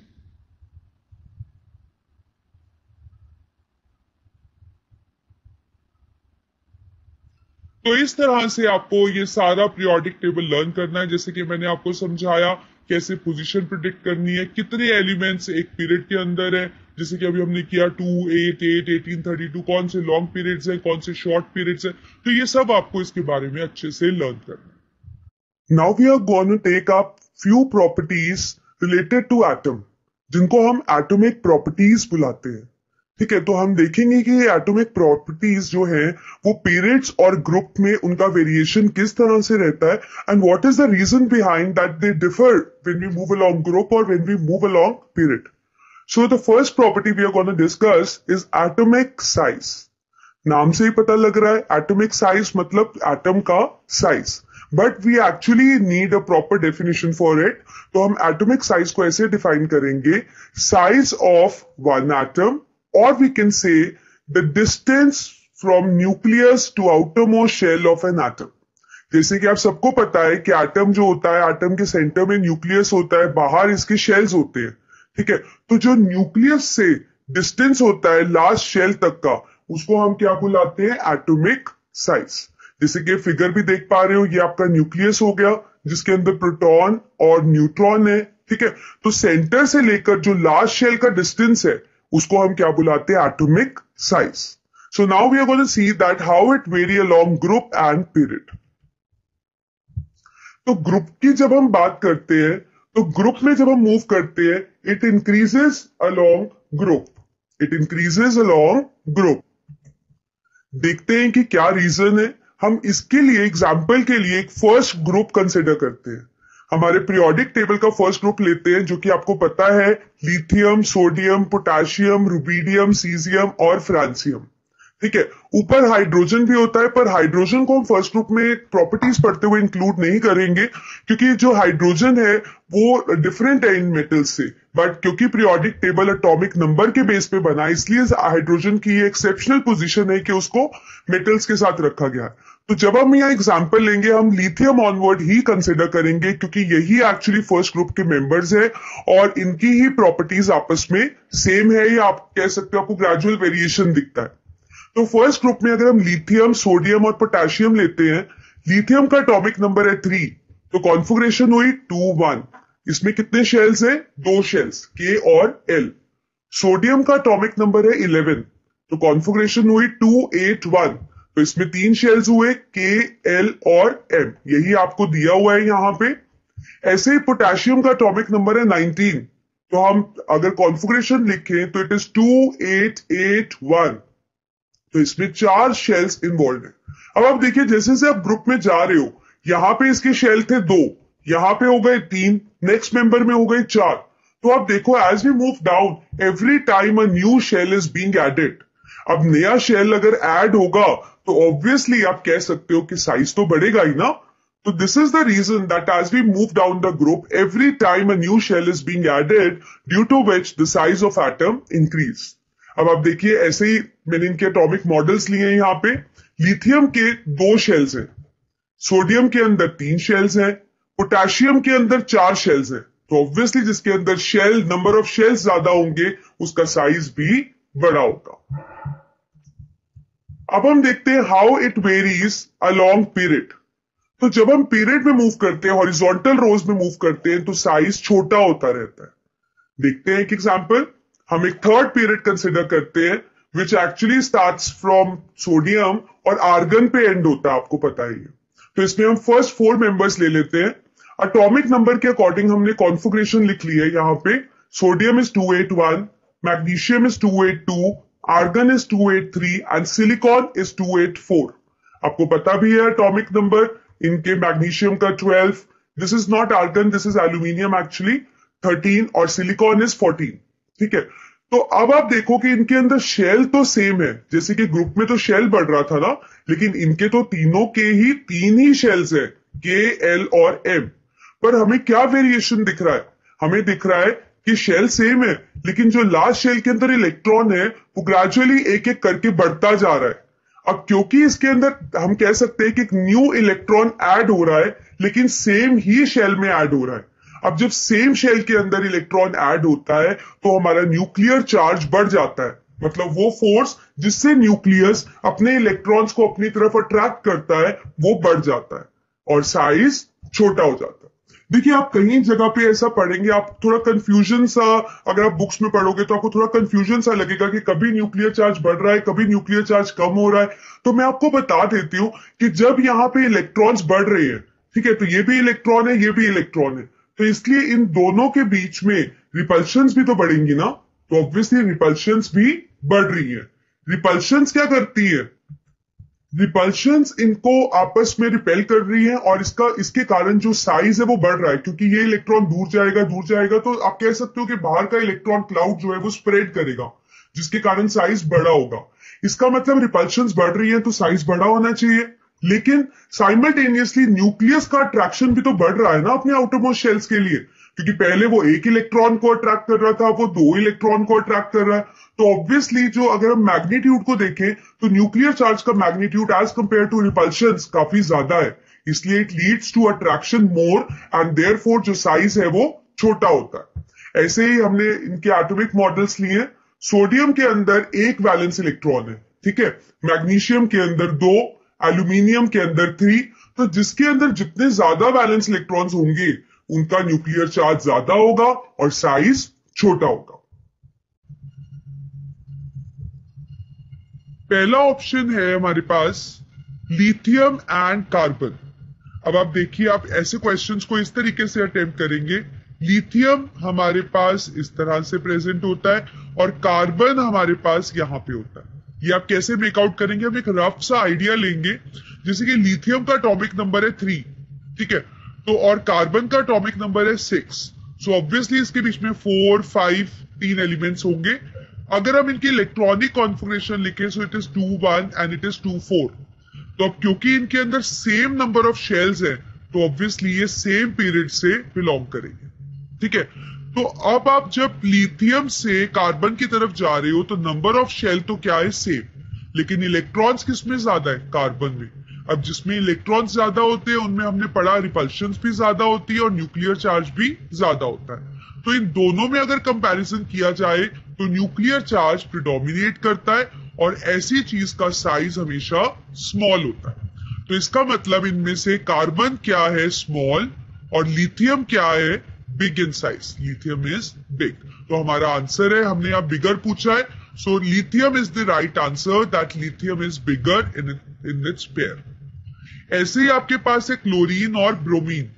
अगर हम क्लोरीन और ब्रोमीन देखें, they belong to a same group. ऐसे क्वेश्चंस करने के लिए आपको एक रफ आइडिया पीरियोडिक टेबल को होना बहुत जरूरी है, तब आप बहुत अच्छे से ये क्वेश्चंस कर पाएंगे। तो अगर आप क्लोरीन और ब्रोमीन को देखो, it belongs to a halogen group, that is 17 group. ऊपर फ्लोरीन आ जाता है, क्लोरीन, ब्रोमीन और फिर आयोडीन, ठीक है।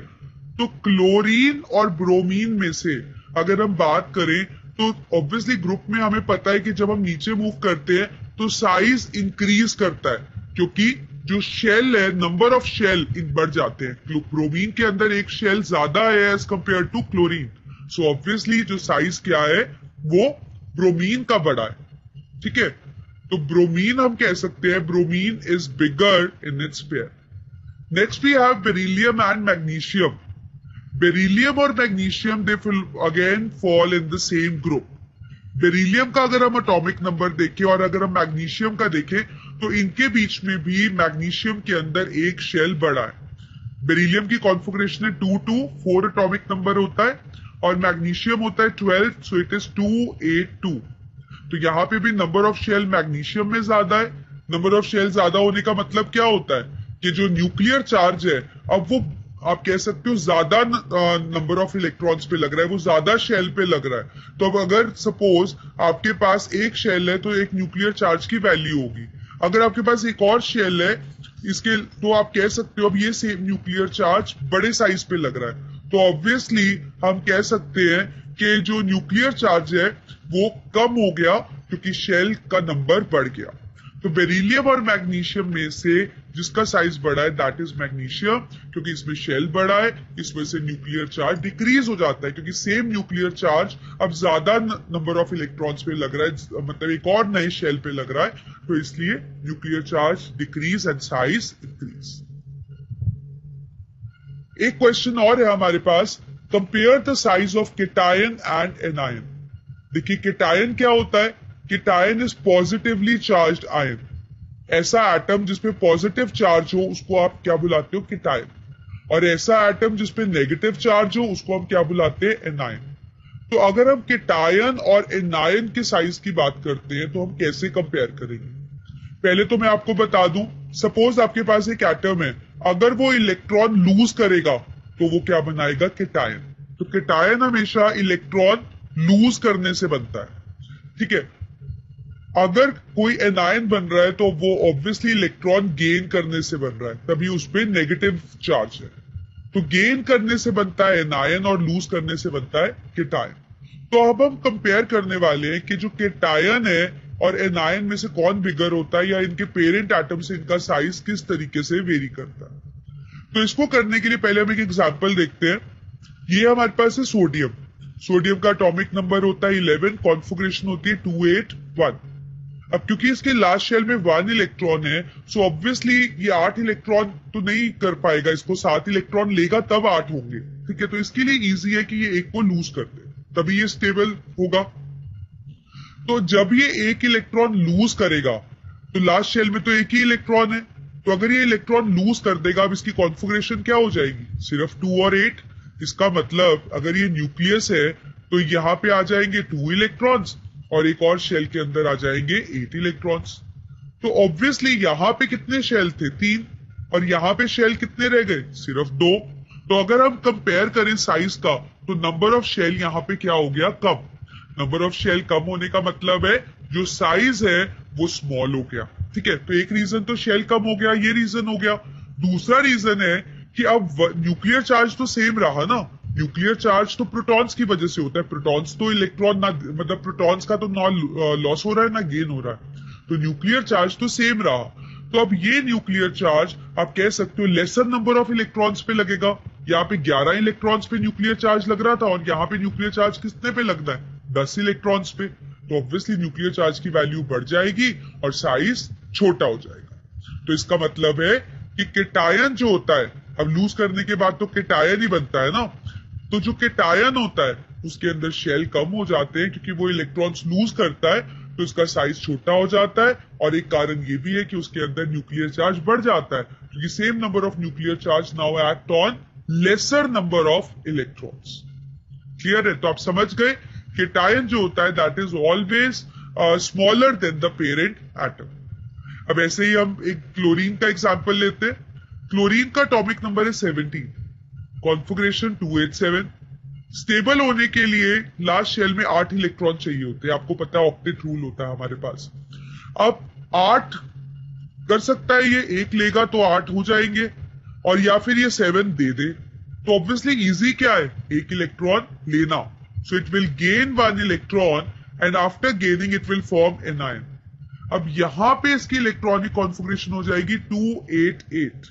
ठीक है, तो यहां 3 शेल थे, यहां पे भी 3 शेल है। फर्क क्या है, यहाँ पे 7 इलेक्ट्रॉन्स थे, यहाँ पे इलेक्ट्रॉन्स क्या है, 8। तो इसका मतलब यहाँ पे 1 इलेक्ट्रॉन इंक्रीज हो गया। अब 1 इलेक्ट्रॉन बढ़ने का मतलब है कि रिपल्शंस भी बढ़ गई हैं और जो न्यूक्लियर चार्ज है वो क्या हो गया है, न्यूक्लियर चार्ज आप कह सकते हो कम हो गया है क्योंकि सेम न्यूक्लियर चार्ज अब 18 इलेक्ट्रॉन्स पे लग रहा है जो कि पहले 17 पे इलेक्ट्रॉन्स पे लग रहा था। सो ऑब्वियसली जब न्यूक्लियर चार्ज कम हो जाए और रिपल्शंस बढ़ जाए तो साइज इंक्रीज कर जाता है। तो anion is always bigger as compare to its parent atom. तो यही लिखा है इस आंसर में, cation is always smaller than the anion, और you can say it is smaller than the parent atom, क्योंकि ये हमेशा इलेक्ट्रॉन लूज करने से बनता है और एनायन हमेशा इलेक्ट्रॉन्स गेन करने से बनता है। Due to which the same nuclear charge act on lesser number of electrons in case of cation. Therefore, it increases in cation and size decreases.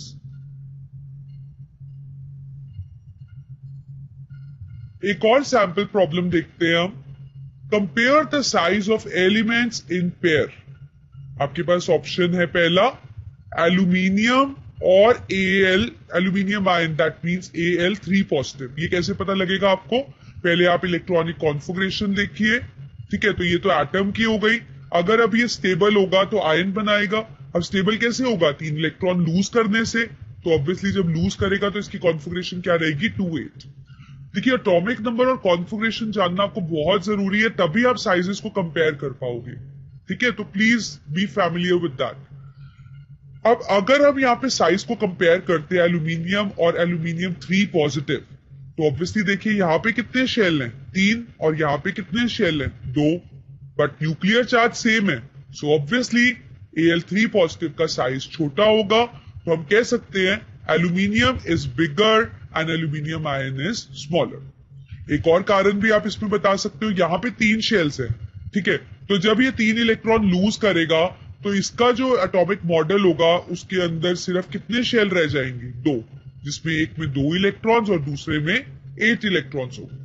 So obviously ये बन गया केटायन और cation का size हमेशा पेरेंट एटम से छोटा होता है, क्योंकि वो इलेक्ट्रॉन लूज करने से बनता है, और लूज करने से क्या होता है कि शेल पूरा का पूरा लॉस्ट हो गया यहाँ पे, तो ऑब्वियसली शेल का नंबर कम हो गया और न्यूक्लियर चार्ज अब कम नंबर ऑफ इलेक्ट्रॉन्स पे लग रहा है, तो इसलिए वो इंक्रीज हो जाता है। और न्यूक्लियर चार्ज का आप कह सकते हो नेचर ही क्या है, अट्रैक्शन, वो अपनी तरफ खींचता है, मतलब आउटर मोस्ट शेल को अपनी तरफ से एक फोर्स लगाता है कि वो कंप्रेस हो, तो इस वजह से हम कह सकते हैं कि केटायन का साइज छोटा हो जाता है। Second we have fluorine and fluoride ion. Again आप एटॉमिक नंबर लिखो, fluorine is 9, configuration is 2 7। Fluoride ion ये कैसे बनेगा, एक इलेक्ट्रॉन गेन करके, तो ये हो गए 10 इलेक्ट्रॉन्स, कॉन्फिगरेशन क्या होगी 2 8। तो बताइए एक इलेक्ट्रॉन गेन किया तो सिंबल क्या हो गया, F नेगेटिव। तो अब यहां फ्लोरीन के अंदर 2 शेल्स हैं, यहां पे भी 2 शेल्स हैं, बट यहां पे 7 इलेक्ट्रॉन्स है और यहां पे 8 इलेक्ट्रॉन्स है, तो इसका मतलब यहां पे एक इलेक्ट्रॉन बढ़ गया। अब एक इलेक्ट्रॉन बढ़ने का मतलब है रिपल्शंस भी बढ़ गई और न्यूक्लियर चार्ज कम हो गया, क्योंकि अब सेम न्यूक्लियर चार्ज 10 इलेक्ट्रॉन्स पे लग रहा है जो कि पहले 9 पे लग रहा था, तो इसलिए ये बन गया एनायन। ठीक है, और एनायन का साइज क्या होता है, हमेशा bigger than parent atom. Atomic model बनाए तो यहाँ पे 2 इलेक्ट्रॉन्स रहे और दूसरे शेल के अंदर क्या रहे, 8 electrons. So fluorine is smaller and fluoride ion, which is an anion, is bigger. Similarly, aluminium ion is smaller because it is a cation and aluminium atom is bigger. अगली property है हमारे पास ionization energy. ठीक है, ionization energy का मतलब है ion बनाने के लिए, एटम को आयन बनाने के लिए जो एनर्जी का यूज होता है उसको हम क्या बुलाते हैं, आयनाइजेशन एनर्जी। तो आप कह सकते हो, एक एग्जांपल देखिए, सपोज आपके पास ये न्यूक्लियस है और यहाँ पे ये इलेक्ट्रॉन्स है, पहले शेल में, दूसरे शेल में एक इलेक्ट्रॉन है। ठीक है, आप ये इलेक्ट्रॉन निकालना चाहते हो तो आपको बाहर से क्या देनी पड़ती है, एनर्जी, क्योंकि अपने आप नहीं लॉस्ट होता इलेक्ट्रॉन, आपको एनर्जी देनी पड़ती है। तो जो एनर्जी आपको देनी पड़ी आउटर मोस्ट शेल के इलेक्ट्रॉन को निकालने के लिए, उसको आप क्या बुलाओगे, आयनाइजेशन एनर्जी। ठीक है, तो इसको हम कह सकते हैं it is the amount of energy required to remove loosely bound electron. ये लूजली बाउंड इलेक्ट्रॉन यहाँ पे इसलिए लिखा है कि सपोज लास्ट शेल में 2 3 4 इलेक्ट्रॉन है, तो सबसे पहले कौन सा इलेक्ट्रॉन निकलेगा, जो सबसे लूजली बाउंड होगा। ठीक है, लूजली बाउंड इलेक्ट्रॉन, और वो कहां से निकलेगा, from outer most shell of an atom, क्योंकि इनर शेल से हम इलेक्ट्रॉन कभी नहीं निकालते हैं, इलेक्ट्रॉन्स जो डालते हैं या निकालते हैं वो हमेशा आउटर मोस्ट शेल, जो हमारा बैलेंस शेल होता है, उसी के अंदर आप ऐड कर सकते हो, वहीं से आप निकाल सकते हो। ये आपको एक फिगर दे रखी है, ये आप यहाँ पे एनर्जी सप्लाई कर रहे हो और एनर्जी गेन करते ही ये जो इलेक्ट्रॉन है ये लूज हो गया है। ठीक है, और जब भी कोई इलेक्ट्रॉन लूज करता है तो वो पॉजिटिवली चार्ज्ड आयंस बनाता है, कभी भी नेगेटिवली चार्ज्ड आयंस नहीं बनते हैं लूज होने पे, प्लीज कीप इन माइंड। जब भी कभी एटम इलेक्ट्रॉन लूज करेगा, चाहे एक इलेक्ट्रॉन लूज करे चाहे 2, ठीक है, तो वो हमेशा क्या बनाएगा, positively charged ion, that is cation. और साइजेस की तो बात हम कर ही चुके हैं, तो यहां पे हम सिर्फ आयनाइजेशन एनर्जी पे फोकस करेंगे।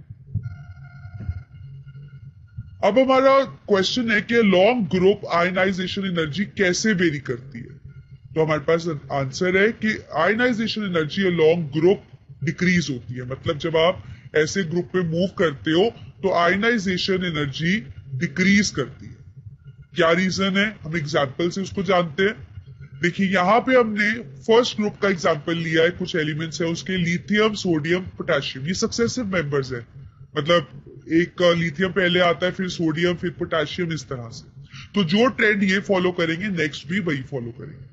तो यहाँ लिथियम का एटॉमिक नंबर 3, तो कॉन्फिगरेशन हो गई आपके पास 2 1, सोडियम का 11, तो कॉन्फिगरेशन हो गई 2 8 1, पोटेशियम का 19, तो कॉन्फिगरेशन हो गई 2 8 8 1। ठीक है, तो जैसे ही आप डाउन द ग्रुप मूव कर रहे हो तो आपने देखा कि हर टाइम नंबर ऑफ शेल क्या हो रहा है, बढ़ रहा है। अब जब नंबर ऑफ शेल बढ़ रहा है तो उस वजह से न्यूक्लियर चार्ज क्या हो रहा है, कम, क्योंकि जो न्यूक्लियस का अट्रैक्शन है वो तो सेम है, पर शेल बढ़ने के करके आप कह सकते हो वो सेम न्यूक्लियर चार्ज तो सेम रह रहा है ना, वो उतना अट्रैक्टिवली अट्रैक्ट नहीं कर पा रहा। ठीक है, तो न्यूक्लियर चार्ज कम हो रहा है, उस करके जो साइज है वो बड़ा हो रहा है। अब जब भी साइज बड़ा होगा तो इसका मतलब न्यूक्लियर चार्ज क्या हो गया, कम। न्यूक्लियर चार्ज कम होने का मतलब है जो फोर्स है वो जिससे न्यूक्लियस ने पकड़ रखा अपने इलेक्ट्रॉन्स को, वो क्या हो गया, कम। अब जब न्यूक्लियस का फोर्स ही अपने इलेक्ट्रॉन्स पे कम है तो ऑब्वियसली उनको निकालना भी आसान होगा, इसलिए हमें लेस एनर्जी उनको देनी पड़ेगी इलेक्ट्रॉन निकालने के लिए। तो आप कहेंगे as we move down every time a new shell is being added due to which nuclear charge कम हो रहा है, साइज बढ़ रहा है, और जो आप कह सकते हो इलेक्ट्रॉन्स है वो उतने tightly, they are not so tightly bound, they are not so tightly bound. इस वजह से जो आयनाइजेशन एनर्जी है वो कम हो जाएगी और इलेक्ट्रॉन आसानी से निकल जाएगा। जैसे कि एटॉमिक मॉडल्स भी आपको दे रखे हैं, लिथियम, सोडियम, पोटेशियम। तो जो लिथियम है यहाँ पे इसके 2 शेल्स हैं, इसके 3 शेल्स हैं और इसके 4 शेल्स हैं, तो ऑब्वियसली साइज किसका बिग है, पोटेशियम का। अब इसमें न्यूक्लियर चार्ज सबसे कम भी किसका होगा, पोटेशियम का। इस वजह से आयनाइजेशन एनर्जी भी सबसे लो किसकी होगी, पोटेशियम की। तो जब भी हम ग्रुप में मूव करेंगे साइज आपके पास इंक्रीज हो रहा है तो इसका मतलब आयनाइजेशन एनर्जी डिक्रीज हो रही है, क्योंकि न्यूक्लियर चार्ज डिक्रीज हो रहा है, मतलब न्यूक्लियस ने उतना टाइटली बाउंड अपने इलेक्ट्रॉन्स को नहीं पकड़ रखा। Next we have how it varies along period, कि जब आप पीरियड में मूव करते हो तो आयनाइजेशन एनर्जी कैसे वेरी करती है। So it increases. जैसे कि आपके पास एक पीरियड का एग्जांपल है sodium, magnesium, aluminium, silicon, third period का, ठीक है। तो इसके अंदर जब हमने इलेक्ट्रॉनिक कॉन्फ़िगरेशन देखी 281, 282, 283, 284 अकॉर्डिंग टू एटॉमिक नंबर्स, तो हमने देखा कि जैसे जैसे हम पीरियड के अंदर मूव कर रहे हैं हर टाइम एक नया इलेक्ट्रॉन सेम शेल में ऐड हो रहा है। यहाँ पे एक इलेक्ट्रॉन है, इस यहाँ एक और बढ़ गया, यहाँ पे एक और बढ़ गया और यहाँ पे एक और बढ़ गया। उस करके आप कह सकते हो न्यूक्लियर चार्ज बढ़ रहा है और साइज क्या हो रहा है, कम हो रहा है। अब किसी का साइज कम होने का मतलब है जो न्यूक्लियस की अट्रैक्शन है अपने आउटरमोस्ट इलेक्ट्रॉन्स के लिए वो काफी ज्यादा है। अब जब अट्रैक्शन ज्यादा है तो कोई इतनी आसानी से कैसे इलेक्ट्रॉन निकाल पाएगा, तो उस केस में आपको एनर्जी भी ज्यादा देनी पड़ेगी इलेक्ट्रॉन्स निकालने के लिए। तो ऐसे केस में आयनाइजेशन एनर्जी क्या होती जाएगी long period, it will increase. तो सोडियम, मैग्नीशियम, एल्यूमिनियम, सिलिकॉन में से हमने देखा सोडियम के अंदर वैलेंस इलेक्ट्रॉन है 1, मैग्नीशियम के अंदर है 2 और एल्यूमिनियम के अंदर वैलेंस इलेक्ट्रॉन है 3। तो ऑब्वियसली आप कह सकते हो यहाँ वैलेंस इलेक्ट्रॉन ज्यादा है, इस वजह से न्यूक्लियर चार्ज इंक्रीज हो रहा है, साइज डिक्रीज हो रहा है और आयनाइजेशन एनर्जी भी इंक्रीज हो रही है क्योंकि वो टाइटली बाउंड है, क्योंकि न्यूक्लियर चार्ज बढ़ गया है। क्वेश्चन देखते हैं इसके ऊपर आपको कि कैसे पूछे जाते हैं एग्जाम में। आपको क्वेश्चन है out of 2 elements with atomic number 19 and 16 which will have higher ionization energy and why। तो आपके पास 2 एलिमेंट्स है, एक का एटॉमिक नंबर है 19, तो 19 की अगर आप कॉन्फ़िगरेशन देखें तो दैट इज 2881 और वो किसका है, पोटेशियम का। आपको एटॉमिक मॉडल दिया है हमने, यहाँ पे इसमें 2 इलेक्ट्रॉन्स है, यहाँ पे 8 है, यहाँ पे भी 8 है और यहाँ 1 है, ठीक है। दूसरा है आपके पास 16 का कॉन्फ़िगरेशन रहता है 286, ये आपके पास है सल्फर और इसमें भी 2 इलेक्ट्रॉन्स, 8 इलेक्ट्रॉन्स और 6 इलेक्ट्रॉन्स। तो मतलब 19 वाला आपके पास पोटेशियम और 16 वाला आपके पास सल्फर है। तो इन दोनों में से किसकी आयनाइजेशन एनर्जी ज्यादा होगी और क्यों? तो आप कैसे कंपेयर करोगे, कॉन्फ़िगरेशन लिखोगे, यहाँ पे शेल्स जो है वो 3 है और यहाँ पे नंबर ऑफ शेल्स क्या है, 4। तो जहां पे 4 नंबर ऑफ शेल्स हैं, ठीक है, तो इसका मतलब साइज किसका बिग है, 4 वाले शेल वाले का, और न्यूक्लियर चार्ज किसका कम है, 4 शेल वाले का। इस वजह से आयनाइजेशन एनर्जी भी लेस किसकी होने वाली है, जिसका साइज बड़ा है। और सल्फर के अंदर as compare to potassium size क्या है, स्मॉल, न्यूक्लियर चार्ज क्या है, comparatively more. So ionization energy भी ज्यादा होगी क्योंकि इलेक्ट्रॉन्स टाइटली बाउंड होंगे। So out of both elements, the atomic number 16 is going to have higher ionization energy due to small size and high nuclear charge. Next sample problem we have is compare first, second and third ionization energies of magnesium. कि magnesium की first, second और third ionization energy क्या होती है। इनको हम successive energies भी बुलाते हैं। इनको क्या बुलाते हैं हम? Successive energies. इसका मतलब है कि अगर आप मैग्नीशियम का एटॉमिक नंबर देखो तो वो 12 है आपके पास, कॉन्फिगरेशन 282। तो एट अ टाइम एक ही इलेक्ट्रॉन निकलता है, ठीक है। तो जब आपने एक इलेक्ट्रॉन निकाला तो ये बन गया 281। तो जो एनर्जी देनी पड़ी वो थी आयनाइजेशन एनर्जी 1, मतलब फर्स्ट आयनाइजेशन एनर्जी। जब इसका दूसरा इलेक्ट्रॉन निकाला तो भी एनर्जी देनी पड़ी, ये बन गया 28। तो ये एनर्जी हो गई आयनाइजेशन एनर्जी 2। अब थर्ड भी दिए, तो जब यहां से इलेक्ट्रॉन निकालना पड़ेगा ये 27 हो जाएगा और ये हो जाएगी आयनाइजेशन एनर्जी 3। तो आप कह सकते हो 1 बाय 1 जो हम इलेक्ट्रॉन्स निकाल रहे हैं उनको हम सक्सेसिव आयनाइजेशन एनर्जीज बुलाते हैं। आयनाइजेशन एनर्जी जो मैग्नीशियम की होती है वो लोअर होती है देन इट्स सेकेंड। कैसे आप करोगे? अब आप देखो यहाँ 282 है, ये स्टेबल नहीं है, ठीक है। तो आपने इसको एनर्जी दी और ये 1 बन गया। तो यहाँ पे जो मैग्नीशियम का आप कह सकते हो जो आयनाइजेशन एनर्जी है वो 2 से 1 बनाने की आप कह सकते हो कंपैरेटिवली लो है, क्योंकि ये लूज करना चाहता है। अब जब ये 281 बन गया तो भी ये इजिली देगा, क्योंकि अब आप देखिए यहाँ पे इसका साइज स्मॉल है, ठीक है।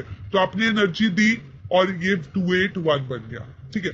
अब ये 281 से आपने इसको सेकेंड आयनाइजेशन एनर्जी दी और ये क्या बन गया? 28। अब 28 से 27 बनाना बहुत मुश्किल है। क्यों? क्योंकि ये एक नोबल गैस कॉन्फ़िगरेशन अचीव कर चुका है, मतलब ये एक स्टेबल कॉन्फ़िगरेशन अचीव कर चुका है। तो जब भी कोई स्टेबल चीज को आप हिलाओगे तो ऑब्वियसली आयनाइजेशन एनर्जी भी क्या देनी पड़ेगी? ज्यादा।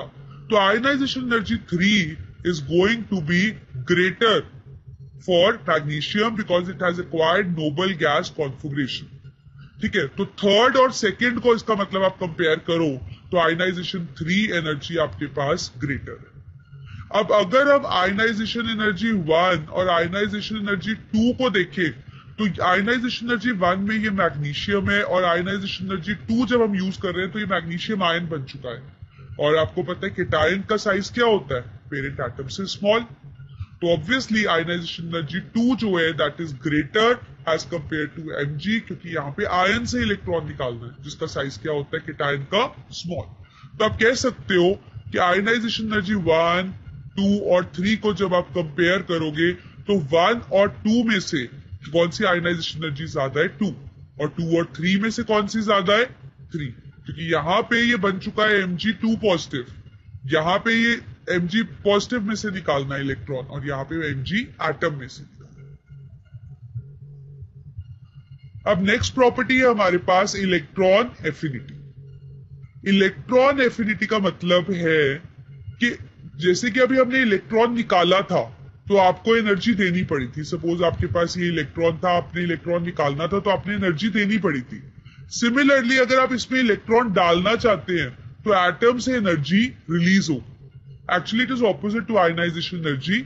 याद रखिए इलेक्ट्रॉन जब निकालना है तो आपको एनर्जी देनी है, इलेक्ट्रॉन जब डालोगे आप बाहर से तो एनर्जी एटम अपने आप रिलीज करेगा और उस एनर्जी को हम क्या बुलाते हैं? Electron affinity. So it is amount of energy released when electron is added to outermost shell of an atom. तो ऐसे ही अगर हम बात करें कि how it varies along group, तो ग्रुप के along ये डिक्रीज करता है, ठीक है।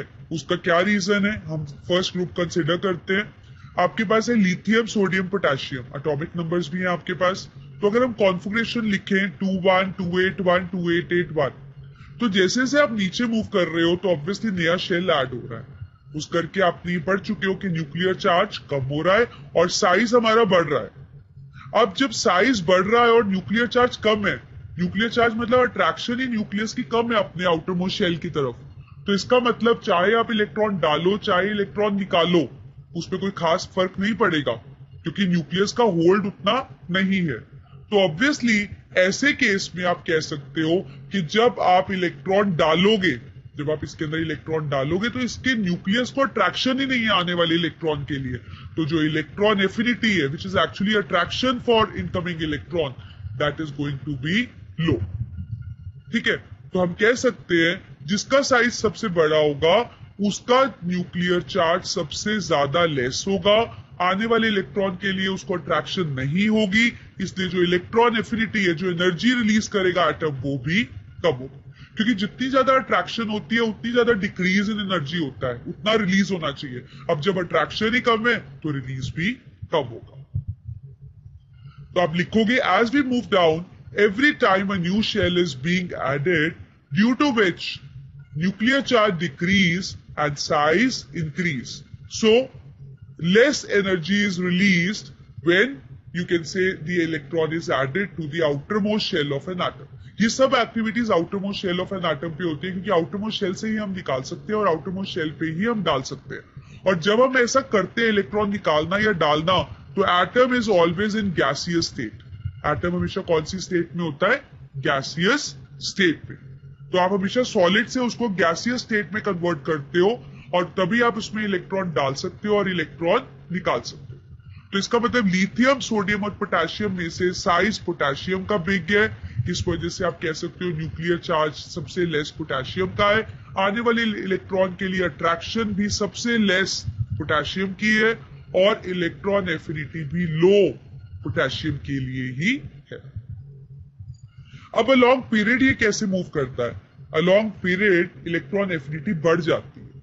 एग्जाम्पल करते हैं, हमने वही थर्ड पीरियड कंसिडर किया है, सोडियम, मैग्नीशियम, एल्यूमिनियम, सिलिकॉन, और ये आपके पास कॉन्फ़िगरेशंस, ये आपको आती हैं अब लिखनी।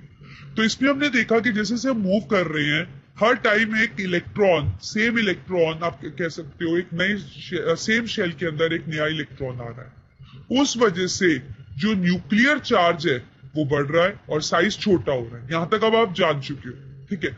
अब इसका मतलब जब न्यूक्लियर चार्ज बढ़ रहा है तो न्यूक्लियर चार्ज को आने वाले इलेक्ट्रॉन के लिए काफी अट्रैक्शन है, क्योंकि न्यूक्लियस का पॉजिटिव चार्ज होता है और इलेक्ट्रॉन का नेगेटिवली चार्ज होता है। तो ऑब्वियसली न्यूक्लियर चार्ज ज्यादा है तो अट्रैक्शन आने वाले इलेक्ट्रॉन के लिए भी ज्यादा है। अब जब अट्रैक्शन ज्यादा है तो एनर्जी भी ज्यादा रिलीज होगी। तो ऐसे केस में सोडियम, मैग्नीशियम, एल्यूमिनियम, सिलिकॉन, तो सबसे स्मॉल आपका कौन है? सिलिकॉन। सबसे स्मॉल होने का कारण है कि इसका न्यूक्लियर चार्ज सबसे हाई है, अट्रैक्शन सबसे ज्यादा हाई है, इसलिए इलेक्ट्रॉन एफिनिटी भी इसकी इन चारों में से सबसे हाई। एक सैंपल प्रॉब्लम देख लेते हैं इसके भी हाफ पे। Can electron affinity be positive? Give example. इसका मतलब है कि क्या इलेक्ट्रॉन एफिनिटी, जैसे कि हमने बात किया इलेक्ट्रॉन एफिनिटी एनर्जी रिलीज कर रहा है एटम जब हमने इलेक्ट्रॉन डाला, ठीक है, तो क्या इलेक्ट्रॉन एफिनिटी कभी पॉजिटिव भी हो सकती है? मतलब जैसे कि हमने बोला कि एटम से एनर्जी निकल रही है, तो यहाँ पे इलेक्ट्रॉन एफिनिटी क्या है? Electron affinity is negative because the energy is released. क्या इलेक्ट्रॉन एफिनिटी पॉजिटिव हो सकती है? मतलब इलेक्ट्रॉन जब आप डाल रहे हो तो ऐसा हो सकता है कि इलेक्ट्रॉन भी डाल रहे हो और आपको एनर्जी भी सप्लाई करनी पड़े? तो बिल्कुल हो सकता है ऐसा। So yes, electron affinity can be positive depending upon the attraction. अगर किसी को अट्रैक्शन नहीं है, वो इलेक्ट्रॉन नहीं लेना चाहता, तो फोर्सफुली आप इलेक्ट्रॉन डाल सकते हो। कैसे? उस केस में आपको एनर्जी देनी पड़ेगी और उस केस में जो इलेक्ट्रॉन एफिनिटी है वो पॉजिटिव होगी। अब जैसे नोबल गैसेस है आपके पास, नियॉन हो गई, आर्गन हो गई, इलेक्ट्रॉनिक कॉन्फ़िगरेशन देखो, इनका ऑक्टेट बिल्कुल कंप्लीट है, स्टेबल इलेक्ट्रॉनिक कॉन्फ़िगरेशन है। इनको इलेक्ट्रॉन नहीं चाहिए क्योंकि इलेक्ट्रॉन लेने के बाद ये अनस्टेबल हो जाएंगे। तो अगर आप फिर भी किसी कंडीशन में इलेक्ट्रॉन डालना चाहते हो, so you need to supply energy from outside and for them electron affinity is positive. एक और क्वेश्चन देखते हैं इसी भी हाफ पे। Compare electron affinity of fluorine and chlorine. Compare electron affinity of fluorine and chlorine. देखिए, जो fluorine है वो आपके पास ऊपर आता है और फिर आता है हमारे पास क्लोरीन, ठीक है। तो फ्लोरीन का इलेक्ट्रॉनिक कॉन्फ़िगरेशन है 287 और क्लोरीन की है 287। देखिए, ये आपके पास है 17 ब्रोक, ये आपके पास है फ्लोरीन और ये है क्लोरीन, ठीक है। तो इन दोनों में से एफिनिटी किसकी ज्यादा होगी? अब एज पर रूल इन दोनों में से अगर हम देखें, छोटा कौन है? फ्लोरीन स्मॉल है और क्लोरीन इसके कंपैरेटिवली बिग है। अब स्मॉल होने करके हम कह सकते हैं न्यूक्लियर चार्ज हाई फ्लोरीन का है और जो क्लोरीन है उसका न्यूक्लियर चार्ज कंपैरेटिवली लो है। तो ऑब्वियसली जिसका न्यूक्लियर चार्ज हाई है, अट्रैक्शन तो उसी को होनी चाहिए और उसी की इलेक्ट्रॉन एफिनिटी हाई होनी चाहिए। बट यहां पे हमारे पास एक्सेप्शन है कि चाहे फ्लोरीन सबसे छोटा है पर फिर भी इलेक्ट्रॉन एफिनिटी उसकी उतनी हाई नहीं है, उतनी एनर्जी रिलीज ज्यादा नहीं हो रही जितनी की क्लोरीन में हो रही। उसका रीजन है कि फ्लोरीन पीरियोडिक टेबल में सबसे छोटा है, स्मॉलेस्ट ऑफ ऑल। तो जो आने वाला इलेक्ट्रॉन है उसको अट्रैक्शन तो हो रही है, पर साथ के साथ रिपल्शन भी हो रही है, क्योंकि उसका साइज इतना छोटा है। तो जो आप इलेक्ट्रॉन डाल रहे हो तो इलेक्ट्रॉन और बाहर उसमें जो ऑलरेडी इलेक्ट्रॉन्स है उनके बीच में काफी रिपल्शन हो रही है। रिपल्सिव फोर्सेस होने करके आप कह सकते हो जो एनर्जी रिलीज होती है वो कंपैरेटिवली लो होती है। पर क्लोरीन के केस में ऐसा कुछ नहीं है, उसका साइज इतना है कि उसका न्यूक्लियर चार्ज उतना ही है कि वो अट्रैक्शन ही कर रहा है और इलेक्ट्रॉन्स के बीच में इलेक्ट्रॉनिक रिपल्शंस नहीं हो। तो ये बहुत इंपॉर्टेंट क्वेश्चन है। Fluorine has less electron affinity than chlorine as it is smallest in size in the whole periodic table. Therefore, the incoming electron experiences inter-electronic repulsions, due to which attraction for the incoming electron is comparatively less as compared to chlorine.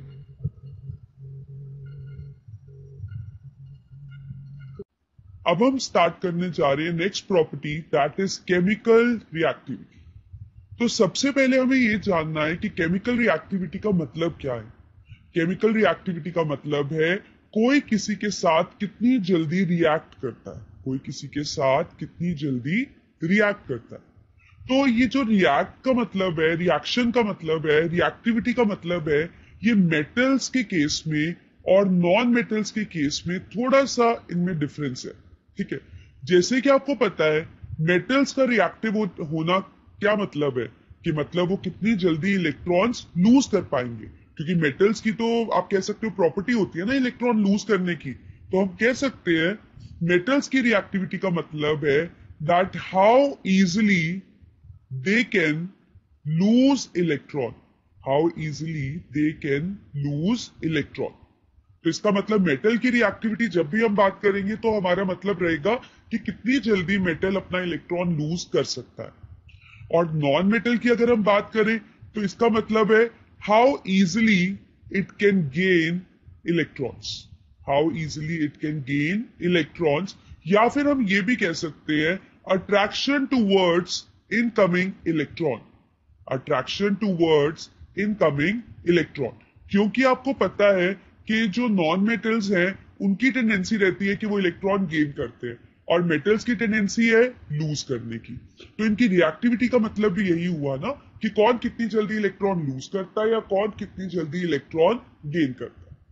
तो अब हम बात करने वाले हैं कि group में ये किस तरह से वेरी करता है। अब आपको पता है कि पीरियोडिक टेबल में ये वाला जो ग्रुप है ये टिपिकल मेटल्स का ग्रुप है, ठीक है, और जो ये ग्रुप है ये टिपिकल नॉन मेटल्स आ जाते हैं। ये हमारे पास है नोबल गैसेस, है ना, हमने डिस्कस किया था, जो कि रिएक्ट नहीं करती है क्योंकि इनका स्टेबल इलेक्ट्रॉनिक कॉन्फ़िगरेशन है।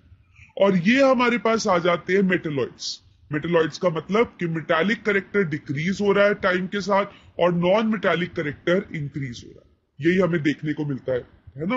अगर हम इस पे मूव करें, इस पीरियड में मूव करें तो हमें ये चीजें दिखती है। लास्ट वाले एलिमेंट्स तो हमारे रेडियो एक्टिव है, तो इसलिए जो रेडियो एक्टिव एलिमेंट्स है उनकी प्रॉपर्टीज को हम ज्यादा डिस्कस नहीं करते हैं। ठीक है, जैसे आपके पास ये है, ये सारे क्या है, रेडियो एक्टिव है, तो इसलिए हम रेडियो एक्टिव वालों की प्रॉपर्टीज कुछ डिफरेंट रहती है। तो इसलिए हम जब अपनी जनरल प्रॉपर्टीज की बात करते हैं तो उसके अंदर हम रेडियो एक्टिव एलिमेंट्स का बिहेवियर इंक्लूड नहीं करते। ठीक है, तो अब हम देखते हैं कि ग्रुप के अलॉन्ग रिएक्टिविटी कैसे वेरी करती है। सबसे पहले हम मेटल्स के केस में देखते हैं। अब आपको पता है मेटल्स के केस में जैसे जैसे आप मूव कर रहे हो, मेटल्स के केस में हम जैसे जैसे मूव कर रहे हैं वैसे वैसे हम यहाँ लिख लेते हैं। सपोज हमारे पास मेटल्स है, हम यहाँ पे कुछ एग्जांपल ले लेते हैं ABCD। तो मेटल्स के केस में जैसे जैसे हम मूव कर रहे हैं, हम अभी डिस्कस कर चुके हैं कि साइज इंक्रीज कर रहा है। आपको रीजन भी पता है कि हर टाइम नया शेल ऐड हो रहा है इसलिए साइज बड़ा हो रहा है। न्यूक्लियर चार्ज डिक्रीज कर रहा है, इसका मतलब न्यूक्लियस का अट्रैक्शन अपने इलेक्ट्रॉन्स के लिए क्या है, कम है।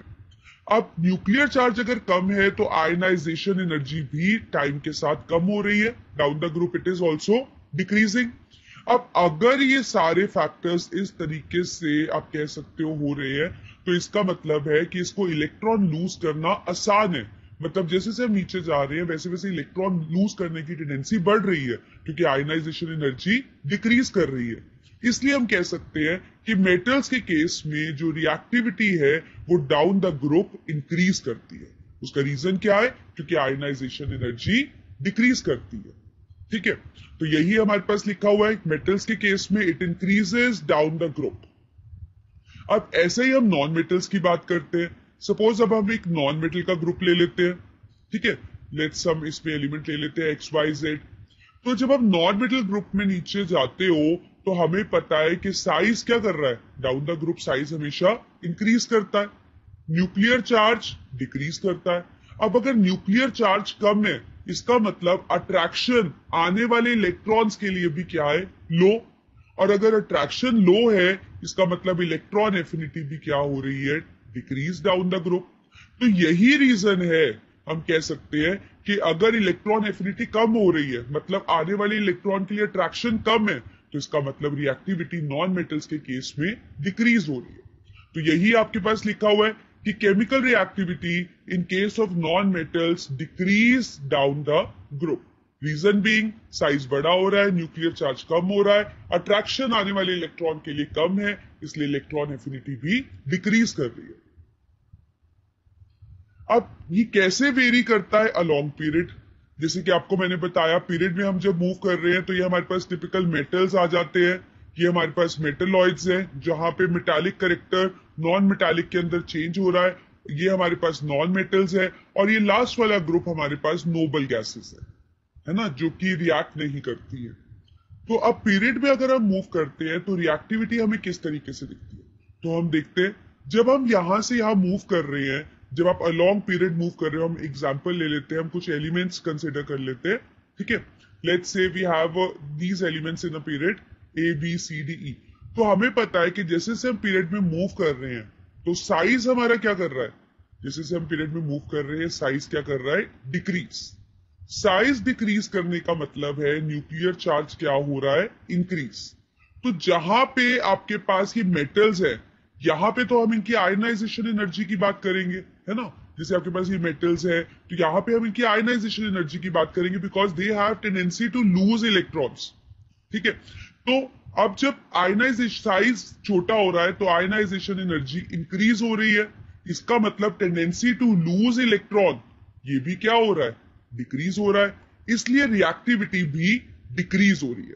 तो हम कह सकते हैं कि पहले ये डिक्रीज होती है, उसके बाद हमारे पास आ जाते हैं नॉन मेटल्स। उसके पास हमारे पास क्या आ जाते हैं? Non metals. अब नॉन मेटल्स के केस में आपको पता है कि हम क्या कर रहे हैं कि जैसे अगर सपोज नॉन मेटल्स के हम कुछ एलिमेंट्स का यहाँ पे एग्जांपल ले लेते हैं। ठीक है, सपोज ये नॉन मेटल्स आ गए, तो साइज क्या हो रहा है? यहाँ पे साइज डिक्रीज हो रहा है।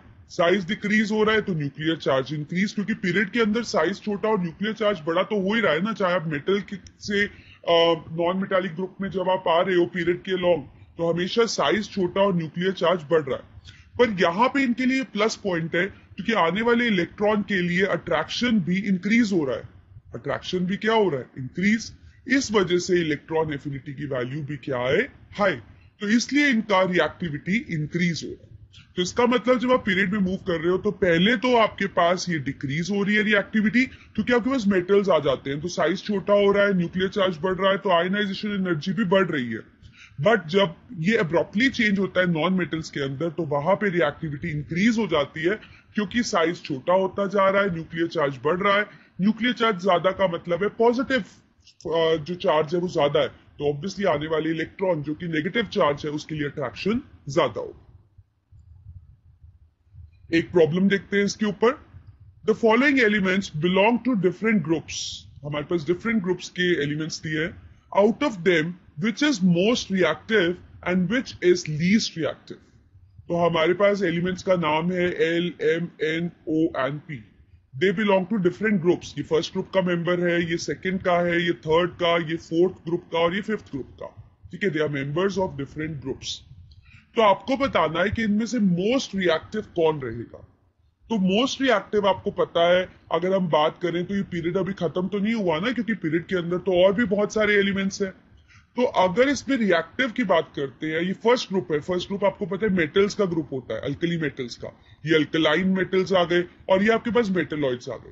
तो ऑब्वियसली जो साइज बिग होगा वो किसका होगा? एल का।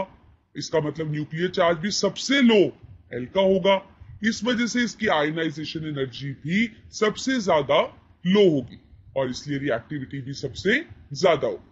अब आप देखो जब मेटल्स की बात करेंगे तो अपने आप ही हम आयनाइजेशन एनर्जी की बात करेंगे, क्योंकि रिएक्टिविटी उसकी जो पता लगेगी वो आयनाइजेशन एनर्जी से ही पता लगेगी। पर when we'll talk about non-metals, we'll consider the electron affinity. हम आयनाइजेशन एनर्जी की बात नहीं करेंगे वहां पे, क्योंकि वहां पे इलेक्ट्रॉन गेन होता है, ठीक है, इसलिए। और लीस्ट रिएक्टिव वो रहेगा जिसका साइज सबसे छोटा है, तो ऑब्वियसली हमें पता है पीरियड के अंदर साइज डिक्रीज करता है, तो इस वजह से वो एलिमेंट कौन सा है, पी। नेक्स्ट प्रॉपर्टी है हमारे पास मेटालिक करेक्टर। मेटालिक करेक्टर का मतलब है tendency to lose electron, tendency to lose electron. अब मेटालिक करेक्टर वहीं पे होगा जहां पे मेटल्स होंगे, क्योंकि मेटल्स की टेंडेंसी है ना लूज करने की। तो आपको पता है कि जो पहले दो ग्रुप है ये हमारे टिपिकल मेटल्स के ग्रुप है, और यहां हमारे पास मेटेलॉइड्स आ जाते हैं। तो अगर हम मेटालिक करेक्टर की बात करें तो ग्रुप के अराउंड जब हम मूव करते हैं, जैसे अगर सपोज आप ग्रुप में मूव कर रहे हो डाउन, तो इसका मतलब मेटालिक करेक्टर इंक्रीज कर रहा है। हम एक फर्स्ट ग्रुप का एग्जांपल ले लेते हैं। ये हमारे पास फर्स्ट ग्रुप है, lithium, sodium, potassium, rubidium, caesium, francium, ये आप देख पा रहे हो, this is first group. Hydrogen को भी हम बात कर चुके हैं, हम इंक्लूड नहीं करते क्योंकि हाइड्रोजन, क्योंकि ये पीरियोडिक टेबल एटॉमिक नंबर के भी हाफ पे है, तो इसलिए हमने हाइड्रोजन को यहाँ रखा है। अदरवाइज जो फर्स्ट ग्रुप पे मेंबर्स है जिनकी प्रॉपर्टीज सेम है, जो मेटल्स है, वो लिथियम के ऑनवर्ड है। अब मेटालिक करेक्टर आप देखिए, जैसे जैसे हम डाउन द ग्रुप जा रहे हैं, आपको पता है साइज क्या हो रहा है, इंक्रीज। न्यूक्लियर चार्ज क्या हो रहा है, डिक्रीज। अब न्यूक्लियर चार्ज डिक्रीज का मतलब है कि जो आयनाइजेशन एनर्जी है, टेंडेंसी टू लूज इलेक्ट्रॉन्स की जो टेंडेंसी है, उसके लिए जो एनर्जी है, आयनाइजेशन एनर्जी, वो आपको कम देनी पड़ेगी। अब जब आयनाइजेशन एनर्जी कम देनी पड़ेगी तो ऑब्वियसली जो मेटालिक करेक्टर है वो ज्यादा होगा, क्योंकि टेंडेंसी टू लूज इलेक्ट्रॉन ज्यादा होगा। तो हम कह सकते हैं when we move down the group तो साइज बढ़ रहा है, तो वैलेंस इलेक्ट्रॉन्स दूर है न्यूक्लियस से, क्योंकि न्यूक्लियर चार्ज कम हो रहा है, ठीक है। तो इसलिए मेटालिक करेक्टर बढ़ रहा है, क्योंकि आयनाइजेशन एनर्जी की वैल्यू काफी लो होती जा रही है डाउन द ग्रुप। इसलिए इस ग्रुप में लिथियम सबसे आप कह सकते हो मोस्ट मेटालिक होगा। इसलिए आप कह सकते हो इस ग्रुप में सबसे जो लीस्ट मेटालिक होगा वो लिथियम होगा, और जो सबसे मोस्ट मेटालिक होगा वो डाउन द ग्रुप होगा, क्योंकि जो डाउन द ग्रुप हम मूव कर रहे हैं तो साइज क्या कर रहा है, साइज इंक्रीज हो रहा है। अब अलोंग पीरियड की बात करें तो जो हमारे पास मेटालिक करेक्टर है वो डिक्रीज होता है। सपोज हमने एक पीरियड ले लिया, थर्ड पीरियड, तो आपके पास मेंबर्स है sodium, magnesium, aluminium, silicon, phosphorus, sulphur, chlorine. तो आप जब मूव कर रहे हो तो आपने देखा कि साइज हमें पता है पीरियड के अंदर डिक्रीज होता है, और न्यूक्लियर चार्ज ऑब्वियसली इंक्रीज होता है। मतलब जो न्यूक्लियस का अट्रैक्शन अपने इलेक्ट्रॉन्स के लिए वो काफी हाई है। अब अगर अट्रैक्शन ज्यादा है, इसका मतलब है कि आने वाले अगर हम मेटालिक करेक्टर की बात कर रहे हैं सिर्फ, क्योंकि अब यहाँ पे हम एक्सेप्टेंस की बात नहीं करेंगे, मेटालिक मतलब मेटल्स, इसका मतलब आयनाइजेशन एनर्जी क्या हो रही है, हाई हो रही है। अब आयनाइजेशन एनर्जी अगर हाई हो रही है तो मेटल्स को इलेक्ट्रॉन लूज करने में थोड़ी मुश्किल आ रही है, इसलिए जो मेटालिक करेक्टर है वो डिक्रीज कर रहा है। बट अगर हम कहें कि जैसे हम मूव कर रहे हैं तो ऑब्वियसली न्यूक्लियर चार्ज बढ़ रहा है, तो आयनाइजेशन एनर्जी तो हाई हो रही है, पर इलेक्ट्रॉन एफिनिटी भी तो हाई हो रही है। इसका मतलब जो आने वाले इलेक्ट्रॉन है उसके लिए एक्सेप्टेंस जो है वो ज्यादा है, अट्रैक्शन ज्यादा है, इसलिए नॉन मेटालिक करेक्टर तो बढ़ रहा है, गेन करने की टेंडेंसी बढ़ रही है, पर लूज करने की टेंडेंसी कम हो रही है। तो आपके पास रीजन है कि जैसे हम मूव कर रहे हैं तो साइज छोटा हो रहा है, न्यूक्लियर चार्ज इंक्रीज हो रहा है, tendency to gain electron increase और tendency to lose electron decrease हो रहा है, ठीक है। तो metallic character along period decrease हो रहा है। तो अगर हम इस ग्रुप की बात करें, इस ग्रुप में सबसे मेटालिक कौन होगा जो आसानी से लूज कर सकता है, तो हमारे पास लास्ट वाले एलिमेंट्स होंगे। लेकिन जब आप पीरियड की बात करोगे तो जो आसानी से लूज कर सकता है वो फर्स्ट ग्रुप के मेंबर्स होंगे, और जैसे जैसे आप मूव करते जाओगे वैसे वैसे लूज करने की टेंडेंसी कम, मेटालिक करेक्टर कम और नॉन मेटालिक करेक्टर बढ़ता जाएगा।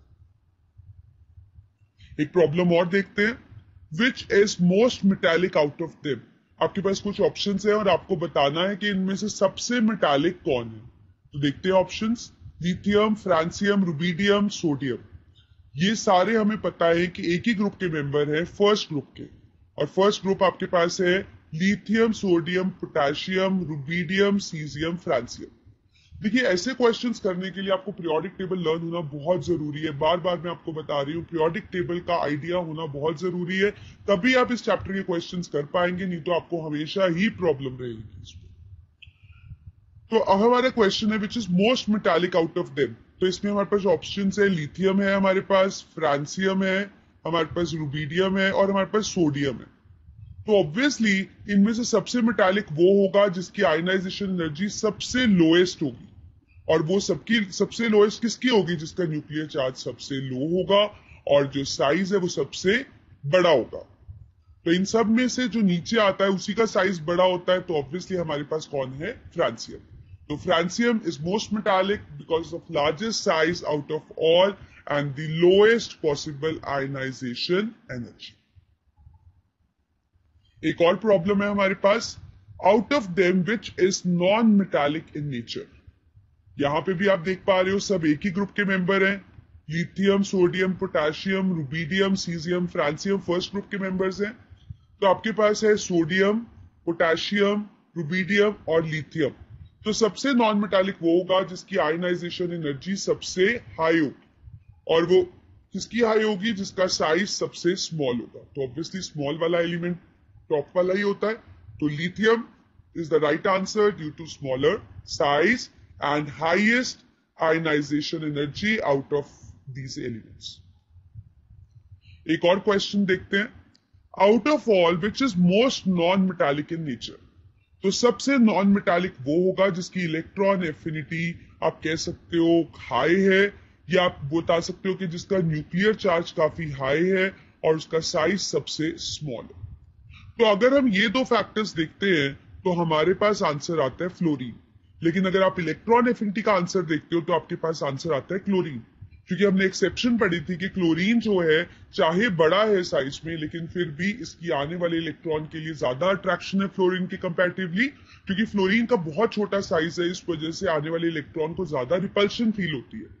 लेकिन देखना तो हमें इन तीनों फैक्टर्स को चाहिए था, पर अगर हम यहाँ पे मोस्ट नॉन मेटालिक की बात करेंगे तो हम साइज के बेस पे करेंगे और न्यूक्लियर चार्ज के बेस पे करेंगे, तो हमारा आंसर क्या होगा? फ्लोरीन। क्योंकि पीरियोडिक टेबल का सबसे छोटा एलिमेंट कौन सा है? Fluorine. Most electronegative, most you can से स्मॉलेस्ट ऑफ ऑल। अब हमारे पास एक प्रॉपर्टी है नेचर ऑफ ऑक्साइड्स। देखिए, जो ऑक्साइड्स का मतलब है कि जब एलिमेंट ऑक्सीजन के साथ रिएक्ट करता है तो वो अपनी रिस्पेक्टिव ऑक्साइड्स बनाता है, जिसका फॉर्मूला कुछ भी हो सकता है वैलेंसी के अकॉर्डिंग, ईओ हो सकता है, ईओ2 हो सकता है, ई2O3, आपको पता है बहुत सारे फॉर्मूलाज हो सकते हैं। पर यहाँ पे हमारा कंसिडरेशन इस फॉर्मूला से नहीं रहेगा, हम सिर्फ ये देखेंगे कि नेचर क्या है। तो हमें पता है ऑक्साइड्स या तो एसिडिक होती है नेचर में, है ना, या ऑक्साइड्स का नेचर होता है बेसिक, या ऑक्साइड्स होती है न्यूट्रल। और हमें यह भी पता है कि बेसिक ऑक्साइड्स जो नेचर है वो मेटल्स का है, एसिडिक ऑक्साइड्स नॉन मेटल का नेचर है, और न्यूट्रल आपके पास कुछ आप कह सकते हो नॉन मेटल ऑक्साइड्स आ जाती है, जैसे कि हमें पता है water, carbon monoxide, nitrogen, nitric oxide, ये सब क्या है? न्यूट्रल है। तो अगर हम नेचर ऑक्साइड्स की बात करें, नेचर ऑफ ऑक्साइड्स की बात करें, तो जहां पे मेटल ऑक्साइड्स होंगी ऑब्वियसली वहां पे बेसिक कैरेक्टर होगा, जहां पे नॉन मेटल ऑक्साइड्स होंगी वहां पे एसिडिक कैरेक्टर होगा। तो ऑब्वियसली आपको पता ही आपके टिपिकल मेटल्स का ग्रुप है, तो इसका मतलब यहां वाले जो ऑक्साइड्स हैं उनका नेचर क्या रहेगा? बेसिक। ये आपके पास टिपिकल नॉन मेटल्स है, तो जो नॉन मेटल ऑक्साइड्स हैं वो आपको पता है क्या रहते हैं? Acidic. I am not talking about noble gas, I am talking just till the 17 group, तो वो एसिडिक रहेंगे। तो हम कह सकते हैं कि जब हम पीरियड में मूव कर रहे हैं तो बेसिक कैरेक्टर कम हो रहा है, क्योंकि मेटल्स जो है वो मेटलॉइड्स और नॉन मेटल्स में चेंज हो रहे हैं, और एसिडिक नेचर बढ़ रहा है। अब अगर आप नॉन मेटल के ग्रुप में बात करो, या अगर आप किसी भी ग्रुप के अंदर बात कर रहे हो, ठीक है, तो अगर हम कोई ग्रुप के अंदर बात करते हैं तो जैसे से आप नीचे जा रहे हो आपको पता है साइज बड़ा हो रहा है। साइज बड़े होने का मतलब होता है कि जो मेटालिक कैरेक्टर है वो बढ़ रहा है, मतलब लास्ट वाला एलिमेंट ज्यादा मेटालिक है एज कंपेयर टू फर्स्ट वाले, तो ऑब्वियसली जो बेसिक कैरेक्टर है वो डाउन द ग्रुप इंक्रीज करता है। Basic character increase down the group. ऐसे ही जब आप नॉन मेटल्स के ग्रुप के अंदर जा रहे हो तो ऊपर आपके पास टिपिकल क्या है, ये येलो के अंदर नॉन मेटल्स, ये ग्रीन वाले हैं हमारे पास मेटलॉइड्स, और लास्ट में हमारे पास क्या है, मेटल। क्योंकि जब हम नॉन मेटल ग्रुप, ये बहुत ध्यान से सुनिएगा कि क्योंकि जब हम नॉन मेटल ग्रुप के अंदर जाते हैं तो नॉन मेटल ग्रुप के अंदर हमारे पास नॉन मेटल्स होते हैं, बीच में मेटलॉइड्स आ जाते हैं और लास्ट में हमारे पास टिपिकल मेटल्स आ जाते हैं। क्योंकि साइज बड़ा हो रहा है और इस वजह से जो आप कह सकते हो कि जो टेंडेंसी लूज करने की वो ज्यादा हो रही है और गेन करने की कम हो रही है, इसलिए एलिमेंट्स क्या है, मेटालिक। तो ऑब्वियसली अगर हम नॉन मेटल के ग्रुप की बात करेंगे तो जहां टिपिकल नॉन मेटल्स है वहां पे एसिडिक करेक्टर रहेगा, जब मेटल्स है, मेटलॉइड्स है, वहां पे एम्फोटेरिक करेक्टर आ जाएगा, और जो मेटल्स है वहां पे हमारा बेसिक करेक्टर आ जाएगा। तो चाहे आप मेटल के ग्रुप में मूव करें चाहे नॉन मेटल के ग्रुप में मूव करें, basic character always increases down the group because size बड़ा हो रहा है, न्यूक्लियर चार्ज कम हो रहा है, तो metallic character down the group हमेशा बढ़ता है। तो चाहे आप नॉन मेटल ग्रुप में भी मूव करेंगे तो भी मेटालिक करेक्टर ज्यादा होगा डाउन द ग्रुप, क्योंकि साइज बड़ा हो जाएगा। ऐसे ही हमारे पास एक जनरल सी टर्म है जो वैसे ही आपको जानना जरूरी है, इलेक्ट्रोनेगेटिविटी। इलेक्ट्रोनेगेटिविटी का मतलब होता है कि कह सकते हो कि tendency to attract shared pair of electrons, tendency to attract shared pair of electrons. Suppose जैसे अगर एक एलिमेंट ए और बी है, इनके बीच में बॉन्ड बना है तो ये इनका शेयर्ड पेयर हो गया, ठीक है। तो ये शेयर्ड पेयर वैसे तो बीच में रहना चाहिए क्योंकि म्यूचुअल अट्रैक्शन होती है, दोनों की तरफ से इक्वल होती है। लेकिन अगर इनमें से कोई एलिमेंट का साइज छोटा होगा और एक का बिग होगा तो जो स्मॉल होगा उसका न्यूक्लियर चार्ज काफी हाई होगा, जिसकी वजह से ये शेयर्ड पेयर बीच में ना रहकर एक ही साइड पे डिस्प्लेस हो जाएगा और हम बोलेंगे ये एलिमेंट इलेक्ट्रोनेगेटिव है। तो आप कह सकते हो कि जो इलेक्ट्रोनेगेटिविटी है वो हमें साइज के भी हाफ पे पता लग जाती है। जिसका साइज स्मॉल है वो ज्यादा इलेक्ट्रोनेगेटिव है, जिसका साइज बिग है वो लेस इलेक्ट्रोनेगेटिव है। तो पूरे पीरियोडिक टेबल में सबसे छोटा साइज हमारे पास फ्लोरीन का है, तो इट इज मोस्ट इलेक्ट्रोनेगेटिव, और जो फ्रांसियम है वो सबसे बड़ा है तो इट इज लीस्ट इलेक्ट्रोनेगेटिव। समझ गए आप? ये सारी प्रॉपर्टीज आप अच्छे से आंसर कर पाएंगे अगर आप पीरियोडिक टेबल को थोड़ा सा लर्न कर लेंगे। तो प्लीज ये प्रॉपर्टीज पढ़ने से पहले go through the periodic table, आप उसको पहले लर्न जरूर करिएगा। Now we have advantages of long form of periodic table. It is easy to remember and reproduce.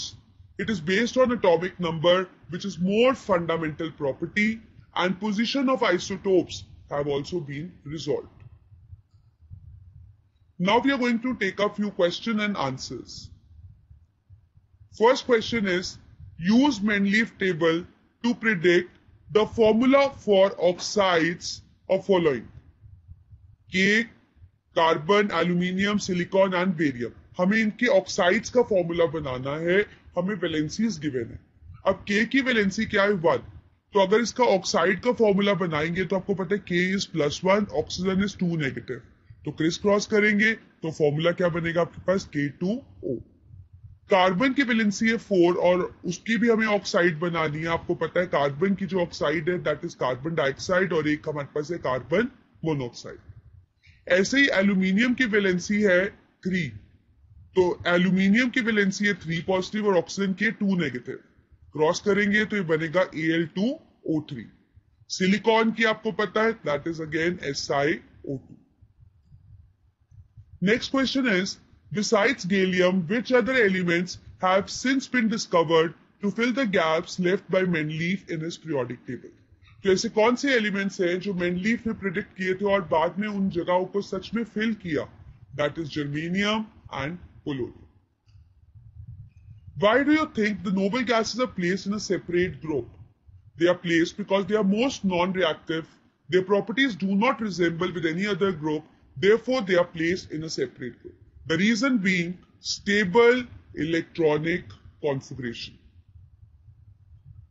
Name 2 elements that have the similar reactions similar to the magnesium. All the elements which have same valencies, they show same kind of reaction. तो जो भी electrons जिनकी valency +2 रहेगी वो किसकी होगी, जिनके valence electron 2 होंगे, they will show the similar reaction like magnesium. Which element has 2 shells and both are completely filled? मतलब ऐसा कौन सा एलिमेंट है जिसमें दो शेल्स हो और दोनों कंप्लीटली फिल्ड हो। कंप्लीटली फिल्ड का मतलब है, आपको पता है के में 2 और एल कंप्लीटली फिल्ड होता है जिसमें जब इसमें 8 इलेक्ट्रॉन्स होते हैं। तो दोनों को मिलाकर टोटल इलेक्ट्रॉन्स हो गए 10।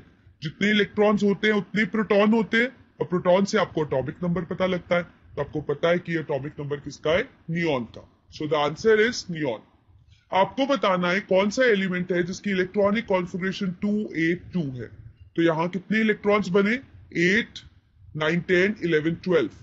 12 electrons means 12 protons means 12 atomic number, belongs to magnesium. Third question, ऐसा एलिमेंट बताना है जिसके अंदर 3 शेल्स है, ठीक है, with 4 electrons in valence shell. आपको पता है वैलेंस शेल में 4 का मतलब है कि पहले वाले अगर भरे होंगे तभी 4 होगा ना। तो टोटल कितना हो गया ये, 14। 14 कौन सा एलिमेंट होता है जिसका एटॉमिक नंबर होता है, that is silicon. Next we have which element has total of 2 shells. 2 shell है जिसमें 3 इलेक्ट्रॉन्स वैलेंस शेल में है। तो 3 मतलब फर्स्ट फिल होगा, तो टोटल आपके पास कितना हुआ, 5। तो एटॉमिक नंबर 5 इज बोरॉन।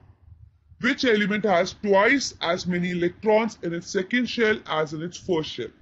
तो 2 शेल हैं, फर्स्ट शेल में आपको पता है 2 इलेक्ट्रॉन्स होते हैं और 2 का डबल क्या होगा, 4। तो it belongs to carbon. This is how you gonna answer these kind of questions. Next question we have is the position of 3 elements A, B and C in the periodic table is shown. आपको बताना है weather A is a metal or a non-metal। तो ए हमारे पास group 17 का member है। आपको पता है टोटल पीरियोडिक टेबल 18 ग्रुप का होता है और 17 ग्रुप हमारे नॉन मेटल में फॉलो होता है, मेटल में नहीं होता। तो a is a non metal. Next, c is more reactive और लेस रिएक्टिव। आपको पता है यहाँ पे 2 ग्रुप्स है, दोनों ही नॉन मेटल के ग्रुप्स है, 16 और 17। तो बी और सी लेस रिएक्टिव और मोर रिएक्टिव। तो आपको बताना है कि जो मोर रिएक्टिव होता है उसका आप कह सकते हो कि जिसकी टेंडेंसी ज्यादा होती है। अब नीचे जाते तो मेटालिक करेक्टर ही बढ़ रहा है ना, तो आंसर अब मेटालिक करेक्टर के बेस पे ही देंगे कि कौन सा एलिमेंट है जिसको इलेक्ट्रॉन लूज करने की टेंडेंसी ज्यादा है, जिसकी आयनाइजेशन एनर्जी लो है। तो वो वही होगा जो बड़ा होगा। और हमें पता है पीरियड के अंदर और हम बात करते हैं तो जो साइज होता है वो क्या होता है, डिक्रीज होता है। तो obviously b is going to be more reactive. Will c be larger और smaller in size than b. C b से बड़ा है या छोटा है। पीरियड के अंदर साइज छोटा होता जाता है, तो ऑब्वियसली जो हमारे पास सी है वो साइज के अंदर स्मॉल है as compare to B. So C is smaller. Which type of ion A will form. A belong to group 17। We know they have 7 electrons in their valence shell, so obviously they will gain 1 electron and the ion they will form is A negative. तो यही answers है आपके पास, हम discuss कर चुके हैं। Non-metal, second is more reactive. C is larger, negatively charged ion, which is called anion. When Mendeleev gave his periodic table, how many elements were known? जब Mendeleev ने पीरियोडिक क्लासिफिकेशन की थी तो कितने एलिमेंट्स हमें पता थे उस time, 63 elements. He actually made an attempt to classify 63 elements. Next is what is electronegativity and name most electronegative element of the periodic table. Electronegativity का मतलब होता है property to attract shared pair of electron more towards itself. अभी मैंने आपको बताया भी कि नॉर्मली जो बॉन्ड बनता है उसके अंदर शेयर्ड पेयर बीच में रहता है, पर ये बीच में तभी रहता है अगर ये सिमिलर एलिमेंट्स है, क्योंकि इनका साइज सेम होता है। जैसे हाइड्रोजन और हाइड्रोजन की बात करें हम, पर अगर ये बॉन्ड H और Cl के बीच में बनेगा तो इसमें Cl का साइज क्या है, स्मॉल, और हाइड्रोजन का साइज है बिग। तो जो शेयर्ड पेयर है वो स्मॉल वाले की तरफ थोड़ा सा डिस्प्लेस हो जाएगा क्योंकि उसका न्यूक्लियर चार्ज हाई है। तो ऑब्वियसली अट्रैक्शन जो इलेक्ट्रॉन्स के लिए वो ज्यादा है। तो ऐसी प्रॉपर्टी को हम क्या बुलाते हैं, इलेक्ट्रोनेगेटिविटी। ये किस पे डिपेंड करती है, साइज में। कैसे डिपेंड करती है, इनवर्सली प्रोपोर्शनल है। जितना स्मॉल साइज है उतना ज्यादा वो इलेक्ट्रोनेगेटिव है। तो पूरे पीरियोडिक टेबल में सबसे स्मॉलेस्ट एलिमेंट है फ्लोरीन, तो फ्लोरीन ही सबसे मोस्ट इलेक्ट्रोनेगेटिव है। Out of alkaline earth metals which is radioactive, which is smallest and which is less reactive. तो अल्कलाइन अर्थ मेटल्स का आपके पास ये ग्रुप है। रेडियोएक्टिव आपको पता है लास्ट वाला होता है, तो ऑब्वियसली आपके पास आंसर है दिस, रेडॉन। स्मॉलेस्ट वो होता है जो कि सबसे ऊपर होता है, तो आपके पास आंसर है बेरिलियम। लेस रिएक्टिव भी कौन होता है? जिसका साइज सबसे छोटा होता है। तो आंसर इज बेरिलियम।